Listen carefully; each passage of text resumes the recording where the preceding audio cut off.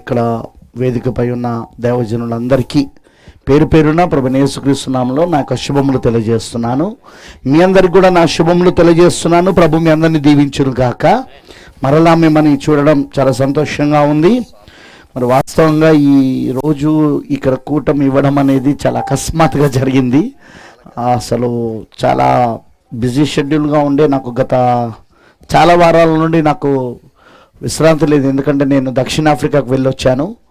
దక్షిణాఫ్రికాలో మీటింగ్స్ చూసుకొని వచ్చాను.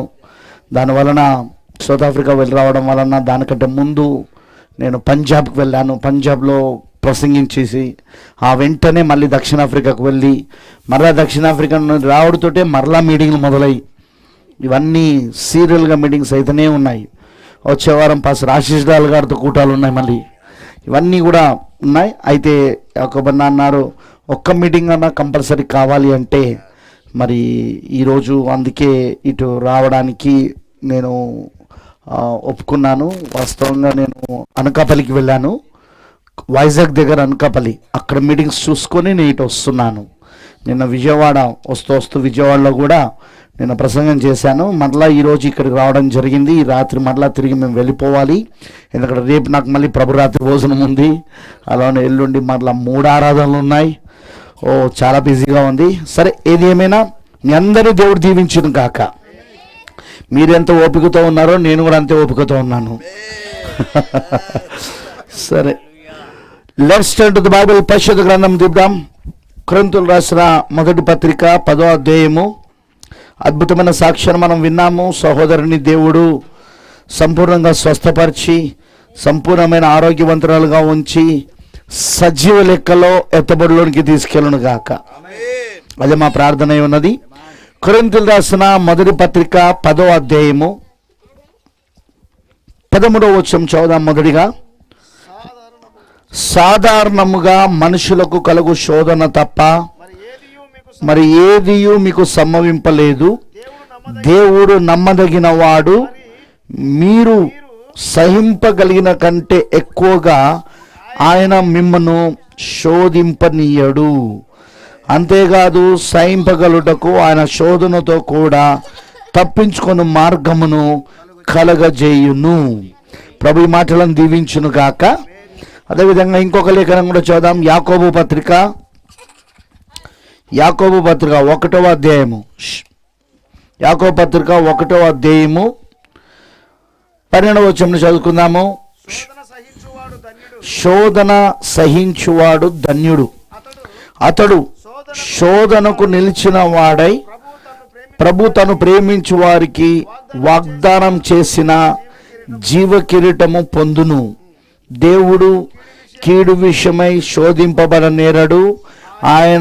ఆయన ఎవరిని శోధింపడు గనుక ఎవడైనను శోధింపబడినప్పుడు నేను దేవుని చేత శోధింపబడుచున్నానని అనకూడదు. దేవుడి మాటలను దీవించును గాక. Let's pray. ప్రార్థించుకుందాం. మహోన్నతుడా, సర్వోన్నతుడా, సర్వశక్తిమంతుడా, నీకు వందనాలు తండ్రి. ఈ రాత్రికాల సమయంలో ఇప్పటికే నీవు రంగముపై ఉన్నావని మేము నమ్ముచున్నాం. బలిష్ఠుడైన దూతగా ఓ క్రీస్తు, ఓ మా భర్త, ఇప్పుడు నీవు రంగంపై ఉన్నందుకు వందనాలు ప్రభువా. ఈ మర్తమైన శరీరాన్ని నువ్వు మరుగు చేసుకొని ఆ మేఘము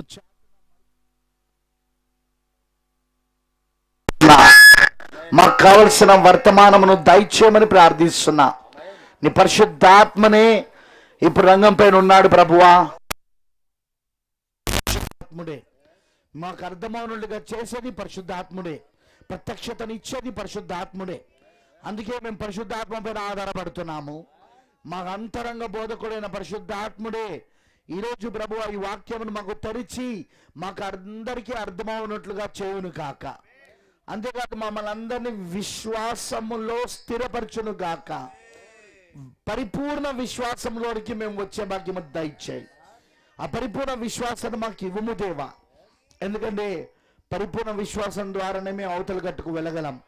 పరిపూర్ణమైన ప్రేమ, పరిపూర్ణ విశ్వాసం కలుగున్న వారు అవతల గట్టుకు వెళ్ళగలరు ప్రభువా. అందుకే ఈరోజు ఆ పరిపూర్ణమైన ప్రేమను దయచేయి, ఆ తలరాయిని దయచేయి, ఆ పరిపూర్ణమైన ప్రేమతో నింపుము యేసయ్యా. అలాగే పరిపూర్ణమైన విశ్వాసము దయచేయి ప్రభువా. ఈరోజు నీ వాక్యం ద్వారా మాతో మాట్లాడమని, ఇదిగో ప్రభువా, నీ పిల్లలు ఎవరు అనారోగ్యాలతో ఉన్నా అందరూ ఈరోజు యేసుక్రీస్తు నామములో స్వస్థత పొందుదురు గాక. ముఖ్యముగా ఈ రాత్రి కూటమి ఏర్పాటు చేసుకున్న ఈ కుటుంబము యేసుక్రీస్తు నామములో సంపూర్ణమైన స్వస్థత పొందును గాక, సంపూర్ణమైన విడుదల పొందును గాక. ఖచ్చితంగా రాత్రి నీ కార్యము జరుగును గాక. నువ్వు అద్భుతములు ఆశ్చర్యలు జరిగించే దేవుడవై ఉన్నావు. ఇప్పుడు కూడా నువ్వు జరిగిస్తున్నందుకు వందనాలయ్యా. నీ ప్రార్థన ఎదుట ఇదిగో క్యాన్సర్ వ్యాధి సైతము నిల్వ నేరని ఆ దూత ప్రభువు ప్రవక్తతో చెప్పాడు. ప్రవక్త ప్రార్థించినప్పుడు అది ఎలాంటి క్యాన్సర్ అయినా ఏ స్టేజ్లో ఉన్నా వారు స్వస్థత పొందుకున్నారు. ఫ్లోరెన్స్ నైటింగేల్ లాంటి సిస్టర్ ప్రభువా, ఆమె బక్క చిక్కిపోయి కేవలం ఎముకల కూడుగా మారిపోయినప్పుడు ఇంగ్లాండ్ దేశానికి వెళ్ళి ప్రవక్త ప్రార్థించాడు. 6 వారాల స్వస్థత పొందుకున్నది. క్యాన్సర్ వ్యాధి ఆమె విడిచిపెట్టి వెళ్ళిపోయినది. నువ్వు అదే దేవుడుగా నేడు కూడా ఉన్నావు తండ్రి. నువ్వు నిన్న నేడు నిరంతరము ఒకటే రీతిగా ఉన్నావని నమ్ముచున్నాము. కనికరం చూపించు మా సహోదరి పైన. సంపూర్ణ స్వస్థత సహోదరికి దయచేయము. మేము ప్రార్థిస్తున్నాం ప్రభువా, ఎప్పటి నుండో మొరపెడుతున్నామయ్యా. ఆవిడ పూర్తి స్వస్థత పొందుదురు గాక, పూర్తిగా విడుదల వచ్చును గాక. మరి ఈ రాత్రి ప్రభువా సహోదరి మాత్రమే కాదు, ఇంకెవరు ఎలాంటి అనారోగ్యములతో ఉన్నా, ఎవరు ఎలాంటి శోధనలో ఉన్నా, వారు ఈ రాత్రి వారికి యేసుక్రీస్తు నామములో విడుదల కలుగును గాక, యేసుక్రీస్తు నామములో స్వస్థత కలుగును గాక. విచ్చినందుకు వందనాలు దేవా. పూర్తి స్వస్థతను దయచేయమని యేసుక్రీస్తు నామములో ప్రార్థిస్తున్నాము. ఆమేన్. దయచేసి కూర్చోండి, ప్లీజ్ బి సిట్ డౌన్. రాత్రి చాలాసేపు ఏం తీసుకొని నేను just I want to give some of the things. అటు ఇటు తిరగద్దు, పిల్లలు అటు ఇటు మాట్లాడకూడదు, పిల్లలు అటు ఇటు తిరగకూడదు, సైలెన్స్గా ఉండాలి. అందరు చక్కగా కూర్చోవాలి. కొద్దిసేపు దేవుని ఒక వాక్యమును వింటుండగా ఎవరిని డిస్టర్బెన్స్ చేయకూడదు. జాగ్రత్తగా దేవుడు ఒక వాక్యమును మీరు వినాలని నేను ప్రభు నా బిడ్డ కోరుతా ఉన్నాను. ప్రేమను దేవుని పిల్లారా, ఈ రాత్రి నేను కొన్ని విషయాలు నా హృదయంలో ఏదైతే పరిశుద్ధాత్ముడు ప్రేరేపణగా ఇచ్చాడో వాటిని నేను మీ మధ్యలోనికి తీసుకురావాలని ఆశిస్తున్నాను. కానీ వాటికంటే ముఖ్యంగా నేను చెప్పాల్సింది ఏంటిదంటే, అది నా ప్రేరేపణ అయినా అది ప్రవక్త నోటిలో నుండి పలకబడిన మాట అయి ఉన్నది. అది ప్రవక్త నోటిలో నుండి, కాల ప్రవక్త విలియం బ్రెన్నాం నోటిలో నుండి పలకబడిన మాటనే ఈరోజు పరిశుద్ధాత్మ దేవుని సేవకులకు, దేవుని యొక్క సేవకులకు హృదయంలో ప్రేరేపణిస్తున్నాడు. ప్రవక్త వర్తమానము దాటుకొని ఎవరైనా నాకు ఈ ప్రేరేపణ వచ్చింది, ఎవరైనా నాకు ఈ యొక్క బయలుపాటు వచ్చింది, అది ప్రవక్త కూడా తెలియదు, అది నాకు మాత్రమే తెలుసు అని అన్నాడు అనుకో, వాడు దయ్యం పట్టినోడని గుర్తుపెట్టుకోండి. వాడే క్రీస్తు విరోధి, వాడే దయ్యం పట్టినవాడు. ఎందుకో తెలుసా? దేవుడికి ఒక సూత్రం ఉంది. ఆ సూత్రం ఏంటిదంటే ఆమోసు 3:7 ప్రకారముగా దేవుని వాక్యం ఎల్లవేళలా ప్రవక్త దగ్గరికే వస్తుంది. ఆమోసు 3:7 ప్రకారముగా దేవుని వాక్యము ఎల్లప్పుడూ ప్రవక్త యొద్దకే వస్తుంది. అక్కడ ఏమని రాబడిందో తెలుసా? ఆమోసు 3:7 తన సేవకులైన ప్రవక్తలకు తాను సంకల్పించిన దానిని బయలుపరచకుండా ప్రభువైన యెహోవా ఏమీయూ చెయ్యడు. మరి ఈ కాలంలో దేవుడు మనకు ఒక ప్రవక్తను పంపాడు. ఆ ప్రవక్త పేరు విలియం మ్యారియన్ బ్రెన్హామ్ అయి ఉన్నాడు. ఇప్పుడు దేవుడు తన వాక్యాన్ని ఆ ప్రవక్త నోటిలో పెట్టాడు. ఆ ప్రవక్త దాన్ని పలికాడు. దేవుని ఆలోచన ప్రవక్త నోటిలో పెడితే ప్రవక్త దాన్ని పలికాడు. ఇప్పుడు ఆ పలకబడిన మాటే ఈ కాల వర్తమానమై ఉన్నది. దానినే దేవుడు 5 రకాల పరిచర్యలో ఉన్న సేవకులకు ప్రేరేపణగా ఇస్తా ఉన్నాడు ఆయన. నా హృదయంలో ఈరోజు ఒక ప్రేరేపణ ఉన్నది అని నేను అన్నాను అనుకో, అది ఖచ్చితంగా ప్రవక్త బ్రెన్హాం గారి యొక్క పలకబడిన మాట ఒక వర్తమానములో నుండి పలకబడి ఉండాలి. ఆ వర్తమానంలో ఉండాలి. అది కనుక లేదనుకో, అలా కాకుండా వీళ్ళు సొంతంగా బోధిస్తున్నారనుకో, సొంతంగా చెప్తున్నారనుకో, ఖచ్చితంగా చెప్తున్నాను, అది దయ్యం, అది అపవాది, సాతానుడు, మోసం చేయడానికి ప్రయత్నిస్తున్నాడు వాడు. నమ్మవద్దు. మనం ఈ కాలానికి దేవుడు ప్రవక్తను పంపిందే ఎందుకంటే తన వాక్యాన్ని మనకి ఇవ్వడానికి. వాక్యము మన ప్రవక్త ద్వారా ఈరోజు మనకి ఇవ్వబడింది. వాక్యము మన ప్రవక్త ద్వారా ఆ ప్రత్యక్షత మనకి ఇవ్వబడింది. దాన్ని తప్ప వేరే ఏది నమ్మడానికి వీల్లేదు. ఆ ప్రవక్త చెప్పిన వర్తమానంలో ఏది కలపడానికి వీల్లేదు, ఏది తీసేయడానికి వీల్లేదు. కలపడము తీసేయడము కుదరదు. అది ఎలాగున్నదో అలాగునే నువ్వు నమ్మవలసి ఉన్నది. ప్రవక్త ఎలా పలికాడో టేపులలో అలాగునే నువ్వు నమ్మవలను. ఆ టేపులలో ఉన్న స్వరాన్ని, ఆ పుస్తకాలలో ఉన్న వర్తమానాన్ని ఉన్నది ఉన్నట్టుగా నువ్వు నమ్మవలసి ఉన్నది. అమనంటారా? ఎందుకంటే దేవుడు వాక్యం ప్రవక్త దగ్గరికే వస్తుంది కాబట్టి. దేవుడు వాక్యం ఎవరి దగ్గరికి రాదు. ఓన్లీ టు ప్రాఫిట్, ప్రవక్తకు మాత్రమే. అది దేవుడు పెట్టిన క్రమం. అది ఆయనే పెట్టుకున్న క్రమం. అది దేవుడే స్వయంగా పెట్టుకున్న క్రమం. అది ఆ క్రమాన్ని దాటి అధికారం ఎవరికి లేదు. అలా దాటుతున్నాడంటే అది అపవాది మాత్రమే చేస్తాడు ఆ పని, దయ్యం మాత్రమే చేస్తాడు. అందుకే వాక్యం ఎప్పుడు కూడా ప్రవక్త నోటిలో నుండి వచ్చిందే మనం నమ్మాలి. దానిపైన మాత్రమే మన విశ్వాసమును కలిగి ఉండాలి. మన ప్రత్యక్షత కూడా ఆ పలకబడిన మాట యొక్క ప్రకారముగానే ఉండాలి. ఆమేన్, హల్లెలూయా. ఎందుకంటే నా ఈ జీవితంలో 30 సంవత్సరాల ఈ సేవా జీవితంలో నేను ఎంతో మందిని కలుసుకున్నాను, ఎంతో మందితో నేను మాట్లాడాను. ఎంతోమంది ఎన్నో రకాలుగా వాళ్ళ బోధలు చెప్పడం మొదలుపెట్టారు. వాళ్ళు అన్నారు, ఓ బ్రదర్ నీకు తెలుసా, ఇది నీకు తెలుసా బ్రదర్ ఈ ప్రత్యక్షత అన్నాడు. అప్పుడు నేను అన్నాను, నువ్వు చెప్తున్న ప్రత్యక్షత నాకు ముందు ప్రవక్త వర్తమానంలో చూపించు అన్నాను. ఇది ప్రవక్త కూడా తెలియదు బ్రదర్, ఇది మాకు తెలుసు అన్నాడు. అప్పుడు నేను అన్నాను, నువ్వు ప్రవక్తవా అని అడిగిన. Are you prophet? నువ్వు ప్రవక్తవా? నీకు తెలియడానికి ప్రవక్త కూడా తెలియకుండా నీకు బయలుపరచబడుతున్నాడు. అసలు ఓడివి నువ్వు? Who are you? ఈ బైబిల్లో నీ స్థానం ఏంటి అసలు? నీ లేఖనం ఏంటి అసలు? ఈ కాల ప్రవక్త ఒక లేఖనం చెప్పాలా? మలాకి 4:5 వచనాలు ఆయన లేఖనం, ప్రకటన 10:7 వచనమైన లేఖనం. అది ఆయనలో జరిగిన నెరవేర్పది. మరి నువ్వేడివి? నీ లేఖనం ఎక్కడుంది? లేదు. ప్రజలను తప్పుడు త్రోవ పట్టించాలని తప్పుడు బోధను, తప్పుడు ప్రత్యక్షతలు బోధిస్తూ ఉంటారు. గుర్తుపెట్టుకోనండి, ఈ కాలానికి దేవుడు ఒక ప్రవక్తను పంపాడు. ఆ ప్రవక్త ద్వారా వచ్చిన వర్తమానమే రేపు నేను పరలోకానికైనా తీసుకెళ్ళాలి. అది అంగీకరిస్తే పరలోకానికి తీసుకెళ్తుంది, దాన్ని ధృవీకరిస్తే నిన్ను తీర్పు తీరుస్తుంది.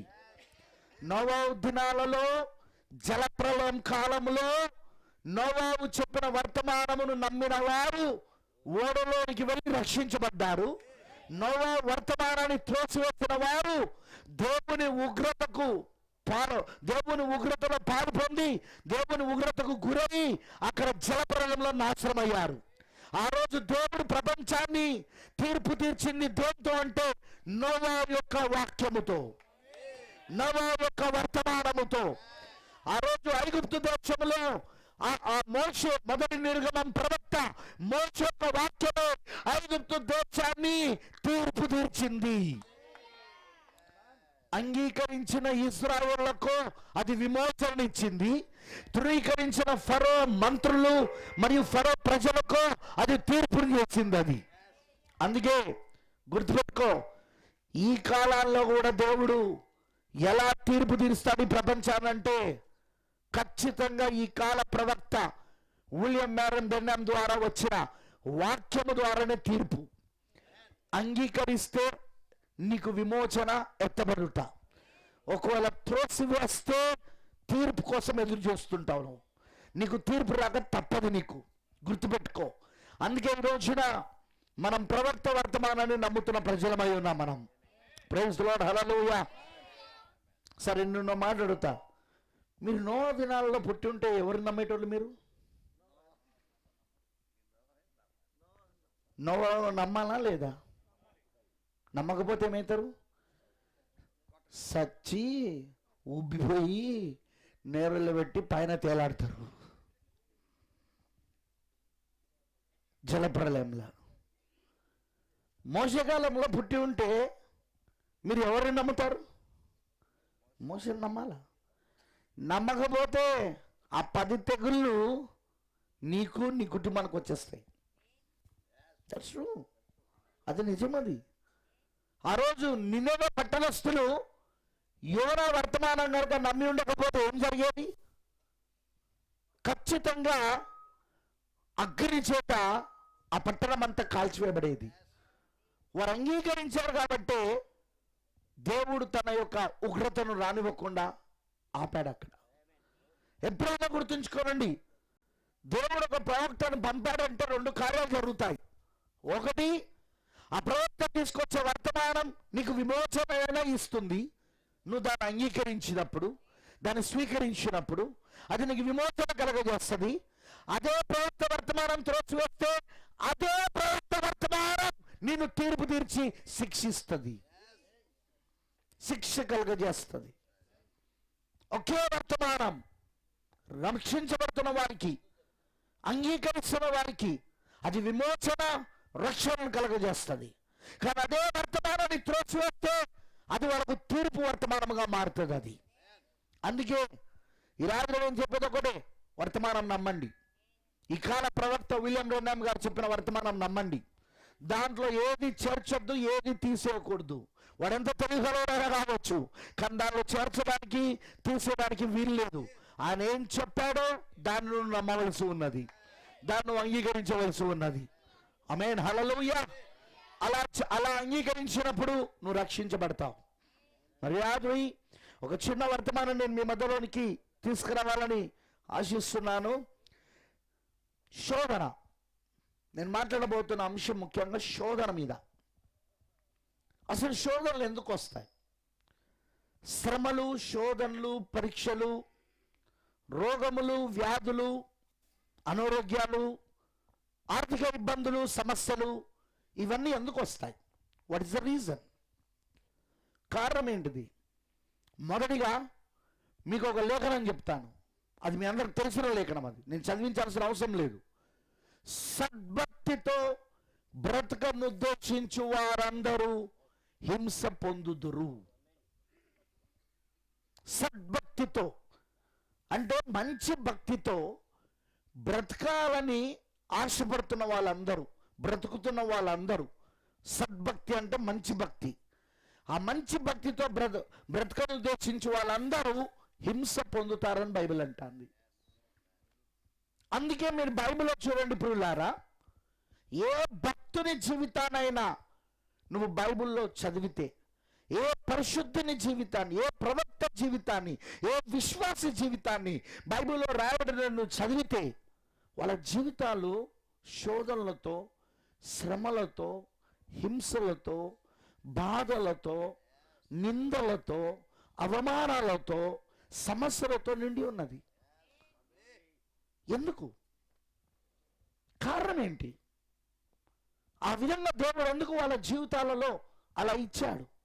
వాళ్ళలో కాదు, ఈ రోజున సద్భక్తితో బ్రతకను ఉద్దేశించే ప్రతి ఒక్కరి జీవితంలో కూడా దేవుడు ఈ రాత్రి కూడా హింసను అనుమతిస్తాడు ఆయన. అవును, హింసను అనుమతిస్తాడు ఆయన. శ్రమలను అనుమతిస్తాడు, అవమానాలను అనుమతిస్తాడు, నిందలను అనుమతిస్తాడు, రోగములను అనుమతిస్తాడు, వ్యాధులను అనుమతిస్తాడు. ఎందుకు బ్రదర్? ఎందుకంటే బ్రదర్ అని చెప్పాడు. దానికి అర్థం అసలు ఎందుకు చేస్తాడనేది. ఎందుకంటే దేవుడు తన కుమారుణ్ణి మొదటిగా తన కుమారుడిగా స్వీకరించాలంటే ముందు ఆ వ్యక్తి పరీక్షించబడి దేవుని కుమారుడని రుజువు చేయబడాలి. అర్థమైందని చెప్పింది. నా ఇక్కడ నేను కొంచెం డ్రామాటిక్గా మాట్లాడతాను, నాటకీయంగా మాట్లాడతాను. కొద్దిగా మీరు ఓపికతో వినండి. నాకు తెలుసు చలిగా ఉందని, కానీ పెద్ద చల్లేం కాదు. కొంచెం జాగ్రత్తగా మీరు వినాలని నేను కోరుతా ఉన్నాను. ఎందుకంటే అంత దూరం నుండి మేము వచ్చాము మీకు వాక్యం బోధించడానికి. మరలా దేవుడు ఎప్పుడు అవకాశం ఇస్తాడో మాకు తెలియదు. అసలు ఇస్తాడో ఏడో కూడా తెలియదు. ఎత్తబడుట కూడా జరగవచ్చు, మనకు తెలియదు. ఆ సీజన్లోనే ఉన్నాం, ఎత్తబడే సీజన్.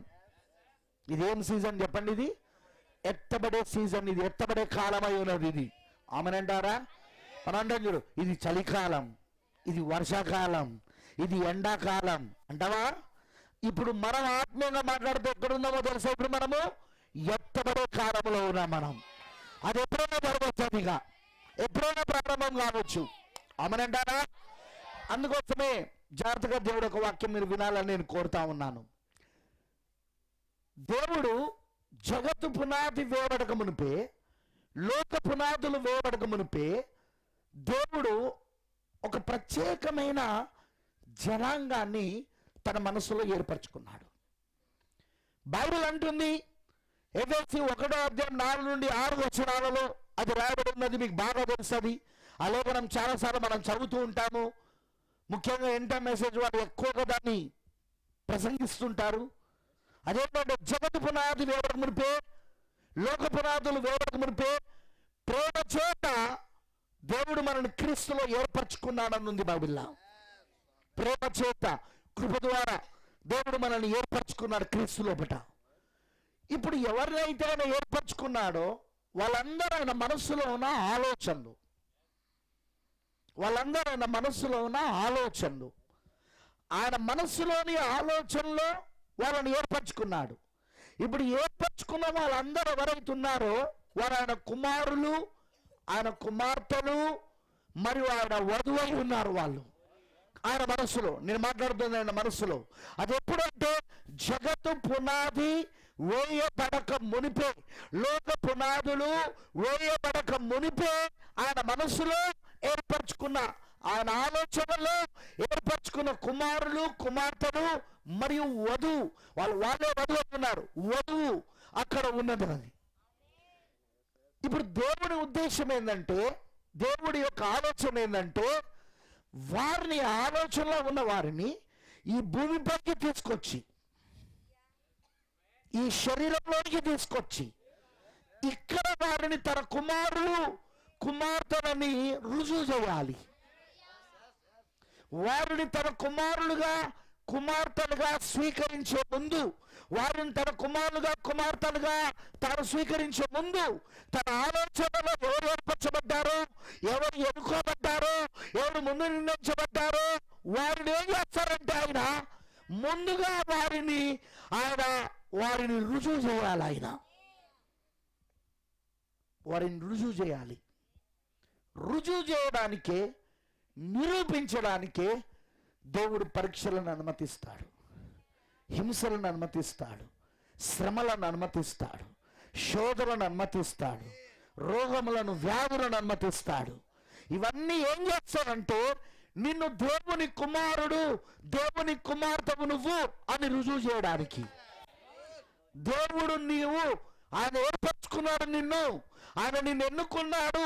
జగత్తు పునాది వేయబడక మునిపే, లోక పునాదులు వేయబడక మునిపే ఆయన నిన్ను ఎన్నుకున్నాడు, ఏర్పరచుకున్నాడు, ముందుగా నిర్ణయించుకున్నాడు అనే దానిని రుజువు చేయడానికి దేవుడు నిన్ను ఇవన్నీ శోధనలకు గురవునట్లు చేస్తాడు ఆయన.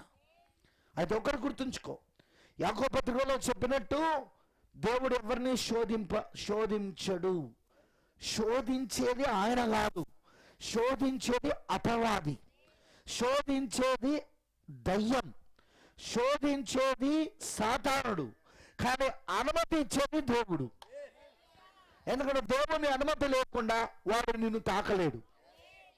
ఆయన అనుమతి లేకుండా వాడు నిన్ను తాకలేడు.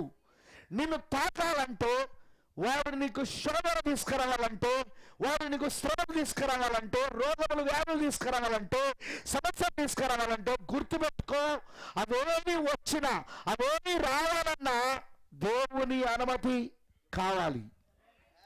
దానికి ఉదాహరణ యోబు యొక్క జీవితాన్ని చూస్తే మీరు యోబు గ్రంథంలో చదువుకోవచ్చు. ఒక రోజున పరలోకములో ఒక సమావేశం జరుగుతున్నది. ఆ సమావేశంలో దూతలందరూ పాల్గొన్నారు. దూతలతో పాటు లూసిఫర్ కూడా పాల్గొన్నాడు. లూసిఫర్ కూడా. అప్పుడు లూసిఫర్తో దేవుడు మాట్లాడుతూ అన్నాడు, ఎక్కడి నుండి వస్తున్నాడు లూసిఫర్ అంటే, భూమి పైన ఇటు అటు తిరుగుతూ ఇప్పుడు నేను ఈ సమావేశానికి హాజరయ్యాను అన్నాడు. ఇటు అటు తిరుగుతూ, స్థిరత్వం లేనోడు. వీడు ఓ రోజు ఇక్కడ ఉంటాడు, ఇంకో రోజు ఇంకో దగ్గర ఉంటాడు. ఓ రోజు ఈ ఊర్లో ఉంటాడు, ఇంకో రోజు ఇంకో ఊర్లో ఉంటాడు. స్థిరత్వం లేనోడు వీడు, అటు ఇటు తిరిగేటోడు అనమాట లూసిఫర్. వీడు వీడు ఒక దగ్గర ఉండేవాడు కాదు. వీడు ఒక దగ్గర ఉండడు కూడా. వీడు చూడండి, వాని కుమారుడు కయ్యోను, మీకు తెలుసా? దేవుడు ఆ కయ్యోన్ని దేవుని సన్నిధిలో నుండి వెళ్ళగొడుతున్నప్పుడు ఒక ముద్ర వేసి వెళ్ళగొట్టాడు. ఒక గుర్తేసి, ఒక ముద్ర. అదే మృగం యొక్క గుర్తు, అదే మృగం యొక్క ముద్ర. ఆ ముద్ర ఏంటో తెలుసా? వాడు దేశదిమ్మరై ఉంటాడు. చదవండి మీరు బైబిల్లో. వాడు దేశదిమ్మరై తిరుగుతూ ఉంటాడు. వాడు ఎందుకు? వాడు లూసిఫర్ కొడుకు కాబట్టి.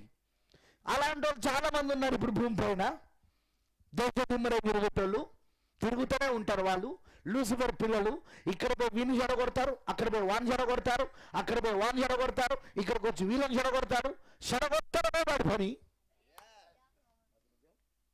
చెడగొట్టడమే వాడి పని, చెరపడమే వాడి పని, సంఘాలను చీల్చడమే వాడి పని, సంఘాన్ని చీల్చి పక్కన సంఘం పెట్టడమే వాడి పని.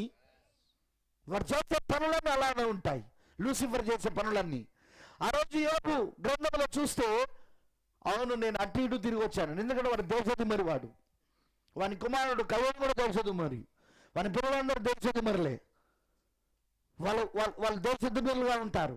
అయితే అప్పుడు యోబుని గురించి వచ్చిన మాట వాళ్ళ మధ్యలో, దేవునికి సాతానుడి మధ్యలో యోబుని గురించి వచ్చింది ప్రస్తావన. అప్పుడు యోబుని గురించి అన్నాడు, ఈరోజు నా భక్తుడైన యోబుని గురించి నువ్వు ఆలోచించావా అంటే, ఎందుకు ఆలోచించలేదు? యోబు చుట్టూ, యోబు కుటుంబం చుట్టూ, యోబుకున్న ఆస్తి చుట్టూ అగ్ని కంచె వేసి పెట్టావు. నేను తాకకుండా, ముట్టకుండా, నేను శోధించకుండా. కాబట్టి నిన్ను ఆరాధించకపోతే ఇంకెవరిని ఆరాధిస్తాడు? చుట్టూ కంచె వేశావు, అగ్ని కంచె. నిన్ను ఆరాధించకపోతే ఎవరిని ఆరాధిస్తాడు? నువ్వు అంత దీవిస్తా అంటే, అంత ఆస్వాదిస్తా అంటే, అంత కాపాడుతూ ఉంటే, అతన్ని నేను తాకకుండా అన్ని రకాలుగా నువ్వు చుట్టూ కంచె వేసి కాపాడుతుంటే, ఇక నిన్ను ఆరాధించకపోతే ఇంకెవరిని ఆరాధిస్తాడు అని అన్నప్పుడు, ఇప్పుడు దేవుడు ఏం ఆలోచిస్తున్నాడో తెలుసా? మీకు విచిత్రమైన విషయం చెప్పాలా? మీరు ఇంటికి వెళ్ళక చదువుకోండి. యోబు గ్రంథంలో సాతానుడు ఎత్తడు ఈ టాపిక్, దేవుడే ఎత్తుతాడు. యోబును గురించి ఆలోచించావా అని సాతానుడి దగ్గర దేవుడే మాట్లాడతాడు. సాతానుడు యోబును గురించి ఎత్తట్లేదు, కానీ ఈయన ఎత్తుతున్నాడు. ఏంటి దేవా, ఉండటం ఉండక అసలే వాడు తింగరోడు. ఎవడు? లూసిఫరు. వాడు అసలే తింగరోడు. వాని దగ్గర నువ్వు యోబుని గురించి ఎత్తుతానంటే, ఇప్పుడు పాపం యోబు పరిస్థితి ఏమైతుంది ఇప్పుడు? కానీ దేవునికి తెలుసు, తన ఆలోచనలో ఉన్న యోబు జగతు పునాది వేయబడక మునిపే, లోక పునాదులు వేయబడక మునిపే తన మనసులో ఏర్పరచబడిన యోబు ఇప్పుడు తన కుమారుడని రుజువు చేయబడాలంటే ఈ లూసిఫర్ యోబును శోధించాలా, యోబును బాధించాలా, యోబును హింసించాలా? అప్పుడు లూసిఫర్ అన్నాడు, ఎప్పుడో ఆలోచించిన నేను, నువ్వు ప్రస్తావన నువ్వే తీసుకొచ్చావు కాబట్టి చెప్తున్నాను. చుట్టూ అగ్నికంచె వేశావు, తనను తాకకుండా కాపాడుతున్నావు, దీవిస్తున్నావు, ఆస్వాదిస్తున్నావు. ఇక నిన్ను కాకపోతే ఇంకెవరినా ఆరాధిస్తాడు అని అన్నప్పుడు, ఓహో నీ ప్రాబ్లం అదా అని ప్రభు అన్నాడు. సరే, అతని చుట్టూ ఉన్న అగ్నికంచె నేను తీసేస్తున్నా, అతని చుట్టూ ఉన్న కాపుదలను నేను తీసేస్తున్నా, అతన్ని చేతికి అప్పగిస్తున్నా, అతని ఆస్తిని చేతికి అప్పగిస్తున్నాను, అతని కుటుంబాన్ని చేతికి అప్పగిస్తున్నాను. నువ్వెంత శోధిస్తావో శోధించు, అతని ప్రాణాన్ని మాత్రం ముట్టడానికి వీల్లేదు. ఇక మిగతాదంతా నువ్వు ఎంత శోధిస్తావో శోధించు, అయినా తనను ఆరాధించకుండా మానడు అన్నాడు. ఒకటి గుర్తుపెట్టుకోండి, ప్రవక్త బ్రహ్మం గారు ఒక అద్భుతమైన మాట అంటాడు ఇక్కడ. ఏమంటాడంటే, దేవుణ్ణి నువ్వు నమ్మడమే కాదు, దేవుడు నిన్ను కూడా నమ్ముతున్నాడు. ఆయన నీకు శోధనను అనుమతిస్తున్నప్పుడు, అంటే లూసిఫర్ వచ్చి నిన్ను శోధిస్తాను అని ఆయన దగ్గర పర్మిషన్ తీసుకుంటున్నప్పుడు, సరే వెళ్ళి శోధించు, నా కుమార్తెను శోధించిపో, నా కుమారుని శోధించిపో అని అనుమతిస్తున్నప్పుడు దేవుడికి నీ పైన నమ్మకం ఉన్నది. అందుకు కారణంగా చెప్పాలా నేను, నీ శక్తి, నీ బలము, నీ తెలివితేటలు, నీ డబ్బు, నీ పనికి రాని ఉద్యోగము, నీ పనికి రాని ఆస్తిపాస్తులు, నీ పనికి రాని పొలాలు, నీ పనికి రాని కులపాలు ఆయన ఆదరణ నువ్వు. ఆయన నిన్ను జగతి పునాది ఆయన ఆదరణ నువ్వు. తన మనస్సులో నిన్ను తన ఆలోచనగా నిన్ను ఎన్నుకున్నాడు ఆయన. నువ్వు ఆయన నిత్యమైన ఆలోచన, నువ్వు ఆయన నిత్యమైన ఆలోచనవి. ఇప్పుడు ఆయన నమ్మకం ఏంటో తెలుసా? నీ పైన కాదు, తన ఆలోచన పైన. నువ్వు ఎలా చెప్పగలవు? నీ పైన విశ్వాసం ఆయనకు ఎందుకు వచ్చిందంటే ఆయన ఆలోచన నువ్వని. యోబు దేవుని ఆలోచనల నుండి వచ్చినవాడు, దేవుని ఏర్పాట్ల నుండి వచ్చినవాడు, దేవుని ఎన్నికల నుండి వచ్చినవాడు. జగతి పునాది వేయమునిపే ఆయన యొక్క మనస్సులో ఏర్పరచబడిన వాడు. అందుకే 30వ అధ్యాయంలో యోబు గ్రంథంలో చూస్తే ఆయన అంటాడు, యోబు నేను భూమికి పునాదులు వేస్తున్నప్పుడు దేవుని కుమారులందరూ చప్పట్లు కొడుతూ జయజయములు చేస్తూ ఆ పాటలు పాడినప్పుడు నువ్వు ఎక్కడున్నావు? యోబుకి అప్పుడు అర్థమైంది, నేను అక్కడే ఆలోచనలో ఉన్నాను, ఆ దేవుని కుమారులో నేను కూడా ఒకని అని. దాన్ని ఇప్పుడు లూసిఫర్కి రుజువు చేయాలి ఆ ఆలోచనను. అందుకే అన్నాడు, వెళ్ళు, శోధన నువ్వేం చేస్తావో తీసుకురాపో, నీకు అప్పచెప్తున్నాను నేను ఇప్పుడు యోబుని. కానీ అతను నన్ను మాత్రం దూషించాడు. తన నోటి నుండి ఒక్క మాట కూడా నాకు వ్యతిరేకంగా రాదు, ఒక్క మాట కూడా. తను నన్ను స్తుతిస్తాడు, ఆరాధిస్తాడు, ప్రేమిస్తాడు తప్ప తను మాత్రం అన్నాడు నన్ను దూషించాడు, తను మాత్రం అన్నాడు నన్ను ద్వేషించాడు. లూసిఫర్ వెళ్ళు, నీకు అప్పచెప్తున్నాను. ఇప్పుడు ఛాలెంజ్, లూసిఫర్కి దేవునికి మధ్యలో ఛాలెంజ్, సవాల్ ఏంటంటే దేవుని ఆలోచన గెలుస్తుందా? దేవుడి ఆలోచన గెలుస్తుందా? లేదా లూసిఫర్ చేస్తున్న శోధన గెలుస్తుందా? నీ పట్ల నా పట్ల కూడా దేవుడు అడుగున్నాడు. కాకపోతే అందరికి ఒకటే శోధనలు ఉండవు. అదే యాకోబు అంటాడు, సహించగలిగిన దానికంటే ఎక్కువగా దేవుడు నిన్ను శోధింపనివ్వడు. నాకొచ్చే శోధన మీకొస్తే మీరు సహించలేరు కావచ్చు, మీకొచ్చే శోధన నాకొస్తే నేను సహించలేను కావచ్చు.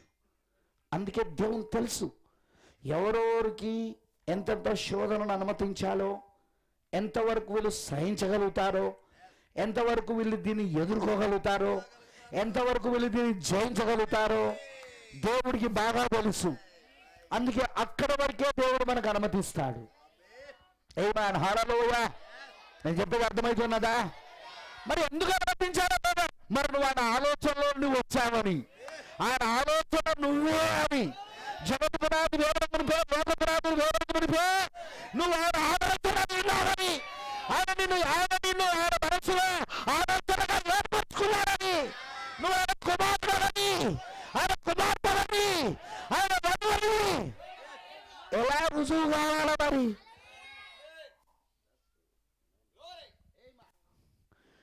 ఇంకొంచెం డీప్గా వెళ్తే ఆయన DNA నీలో ఉన్నదని,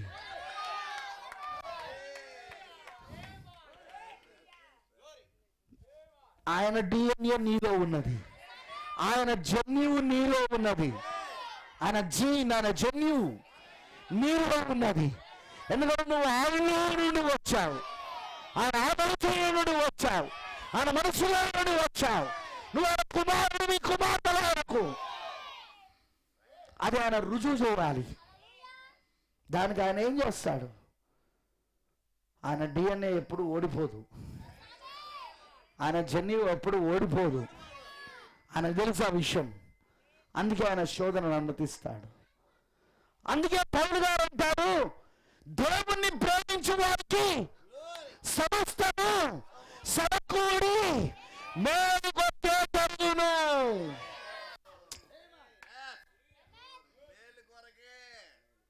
బ్రదర్ నాకు రోగం వచ్చింది, మేలు కోరికే. బ్రదర్ నాకు వ్యాధి వచ్చింది, మేలు కోరికే. బ్రదర్ నాకు ఆర్థిక ఇబ్బందులు వచ్చినాయి, మేలు కోరికే. బ్రదర్ నా పైన నిందలు పెడుతున్నారు, మేలు కోరికే. బ్రదర్ నన్ను అవమానపడుతున్నారు, మేలు కోరికే. బైబిల్లో చూపించాలండి మన క్యారెక్టర్లను. ఆ రోజున యోసేపు పైన పోతీఫర్ భార్య కనుక నింద పెట్టి, వింటున్నారా, ఏ కారణం లేకుండా రేప్ కేసు పెట్టి లోపల వేయకపోతే, చెరసాలలో వేయకపోతే ఆయన ఫరో సింహాసనంపై కూర్చునేవాడు కాదు. ప్రైజ్ ది లార్డ్, హల్లెలూయా. ఆమె కేసు పెట్టడం వలననే ఆయనను తీసుకెళ్లి చెరసాల వేశారు. సరిగ్గా 2 సంవత్సరాలకు రాజు దగ్గర, ఫరో రాజు దగ్గర ఉండే ఇద్దరు పానదాయకులు, భక్ష్యదాయకుడు.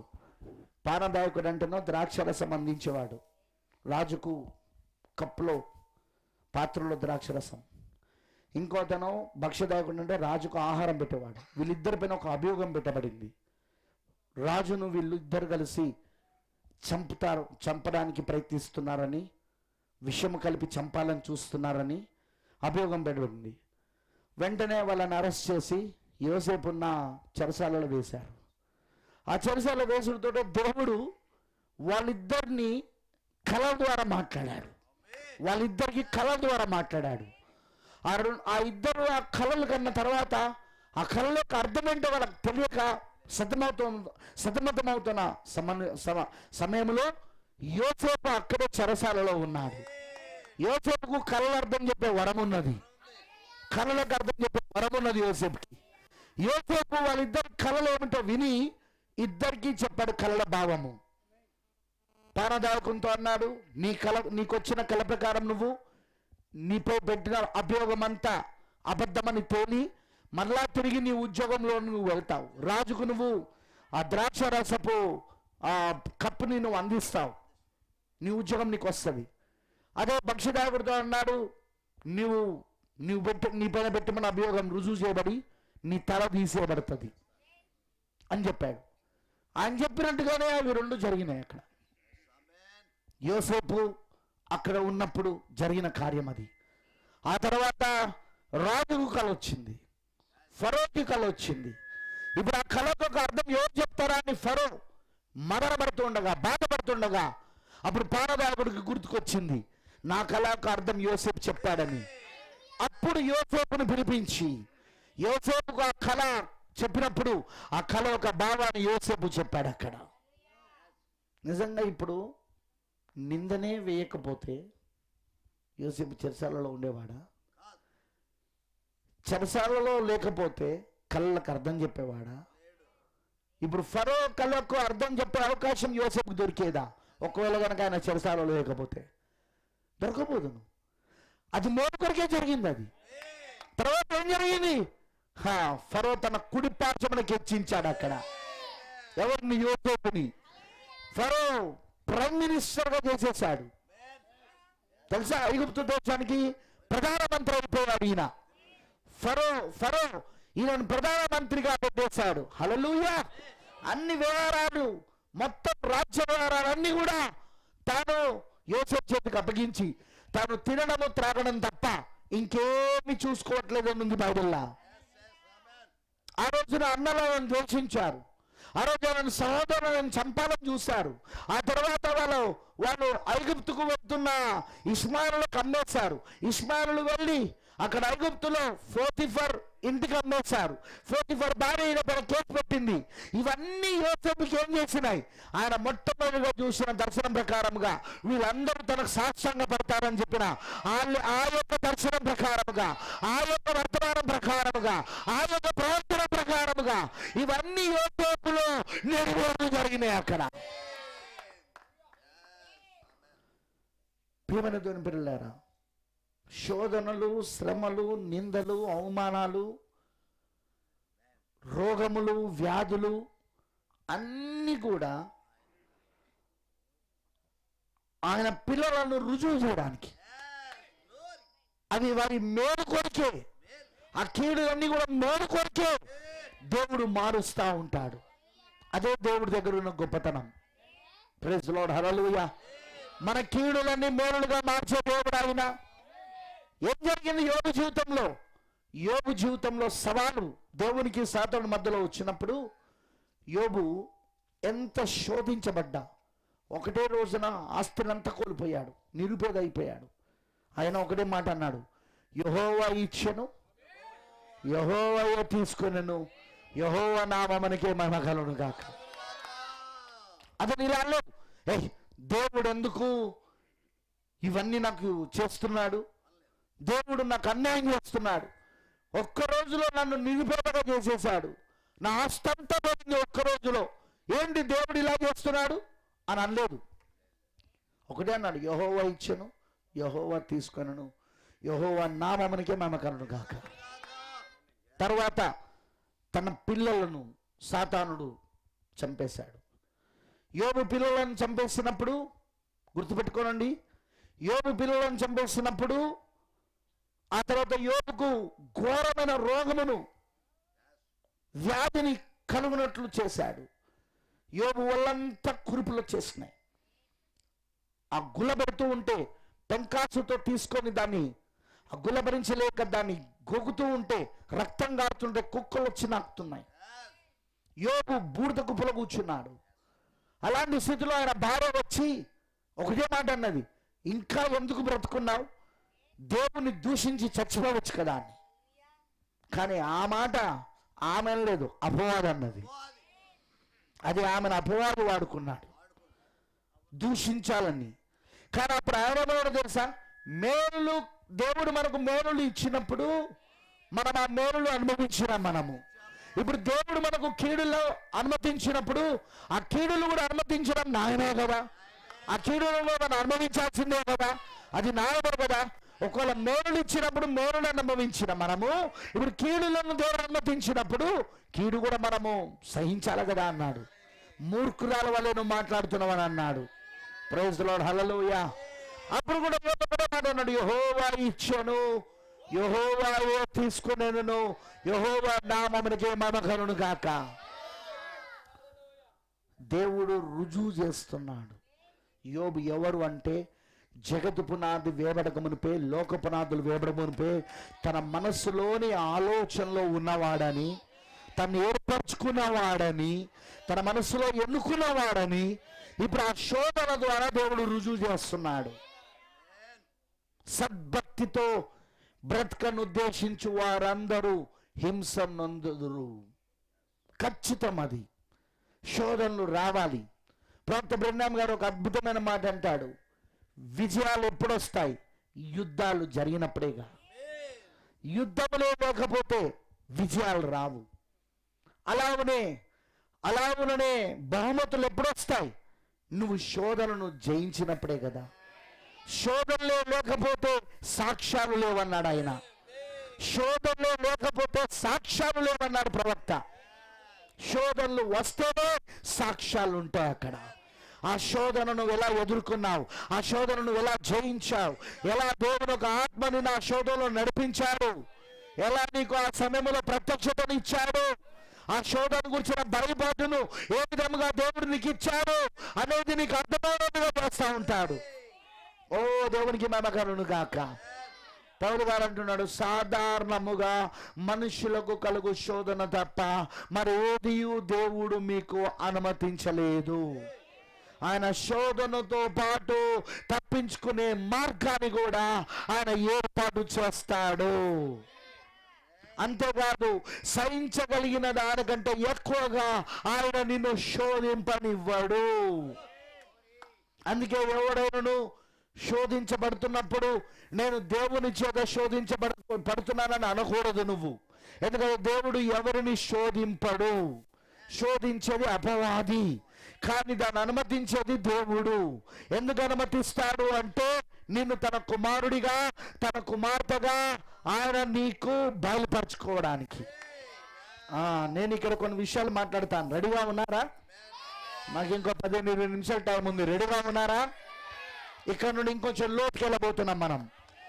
జాగ్రత్తగా వినండి. ఒక వ్యక్తికి ఒక శోధన వచ్చినప్పుడు దేవుడు ఏం చేస్తాడంటే ఆ శోధన సమయంలో దేవుడు ప్రత్యక్షతనిస్తాడు. బయలుపాటు. ఏంటా బయలుపాటు? దేవుని ఆత్మ ఏంటా బయలుపాటు?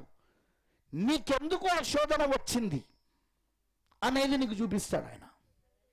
ఆ శోధన నీకెందుకు వచ్చింది, ఆ సమస్య నీకెందుకు వచ్చింది, ఆ ఒత్తిడి నీకెందుకు వచ్చింది అనేది చూపిస్తాడు. ఎట్లా చూపిస్తాడు బ్రదర్? దర్శనమా కలనా? కాదు కాదు కాదు. మరి ఎట్లా చూపిస్తాడు? ఈ వాక్యములో నీలాగనే నీ ముంగుర్తుగా, నీ చావగా, నీ నీడగా దేవుడు ఇక్కడ కొంతమందిని పెట్టాడన్నా.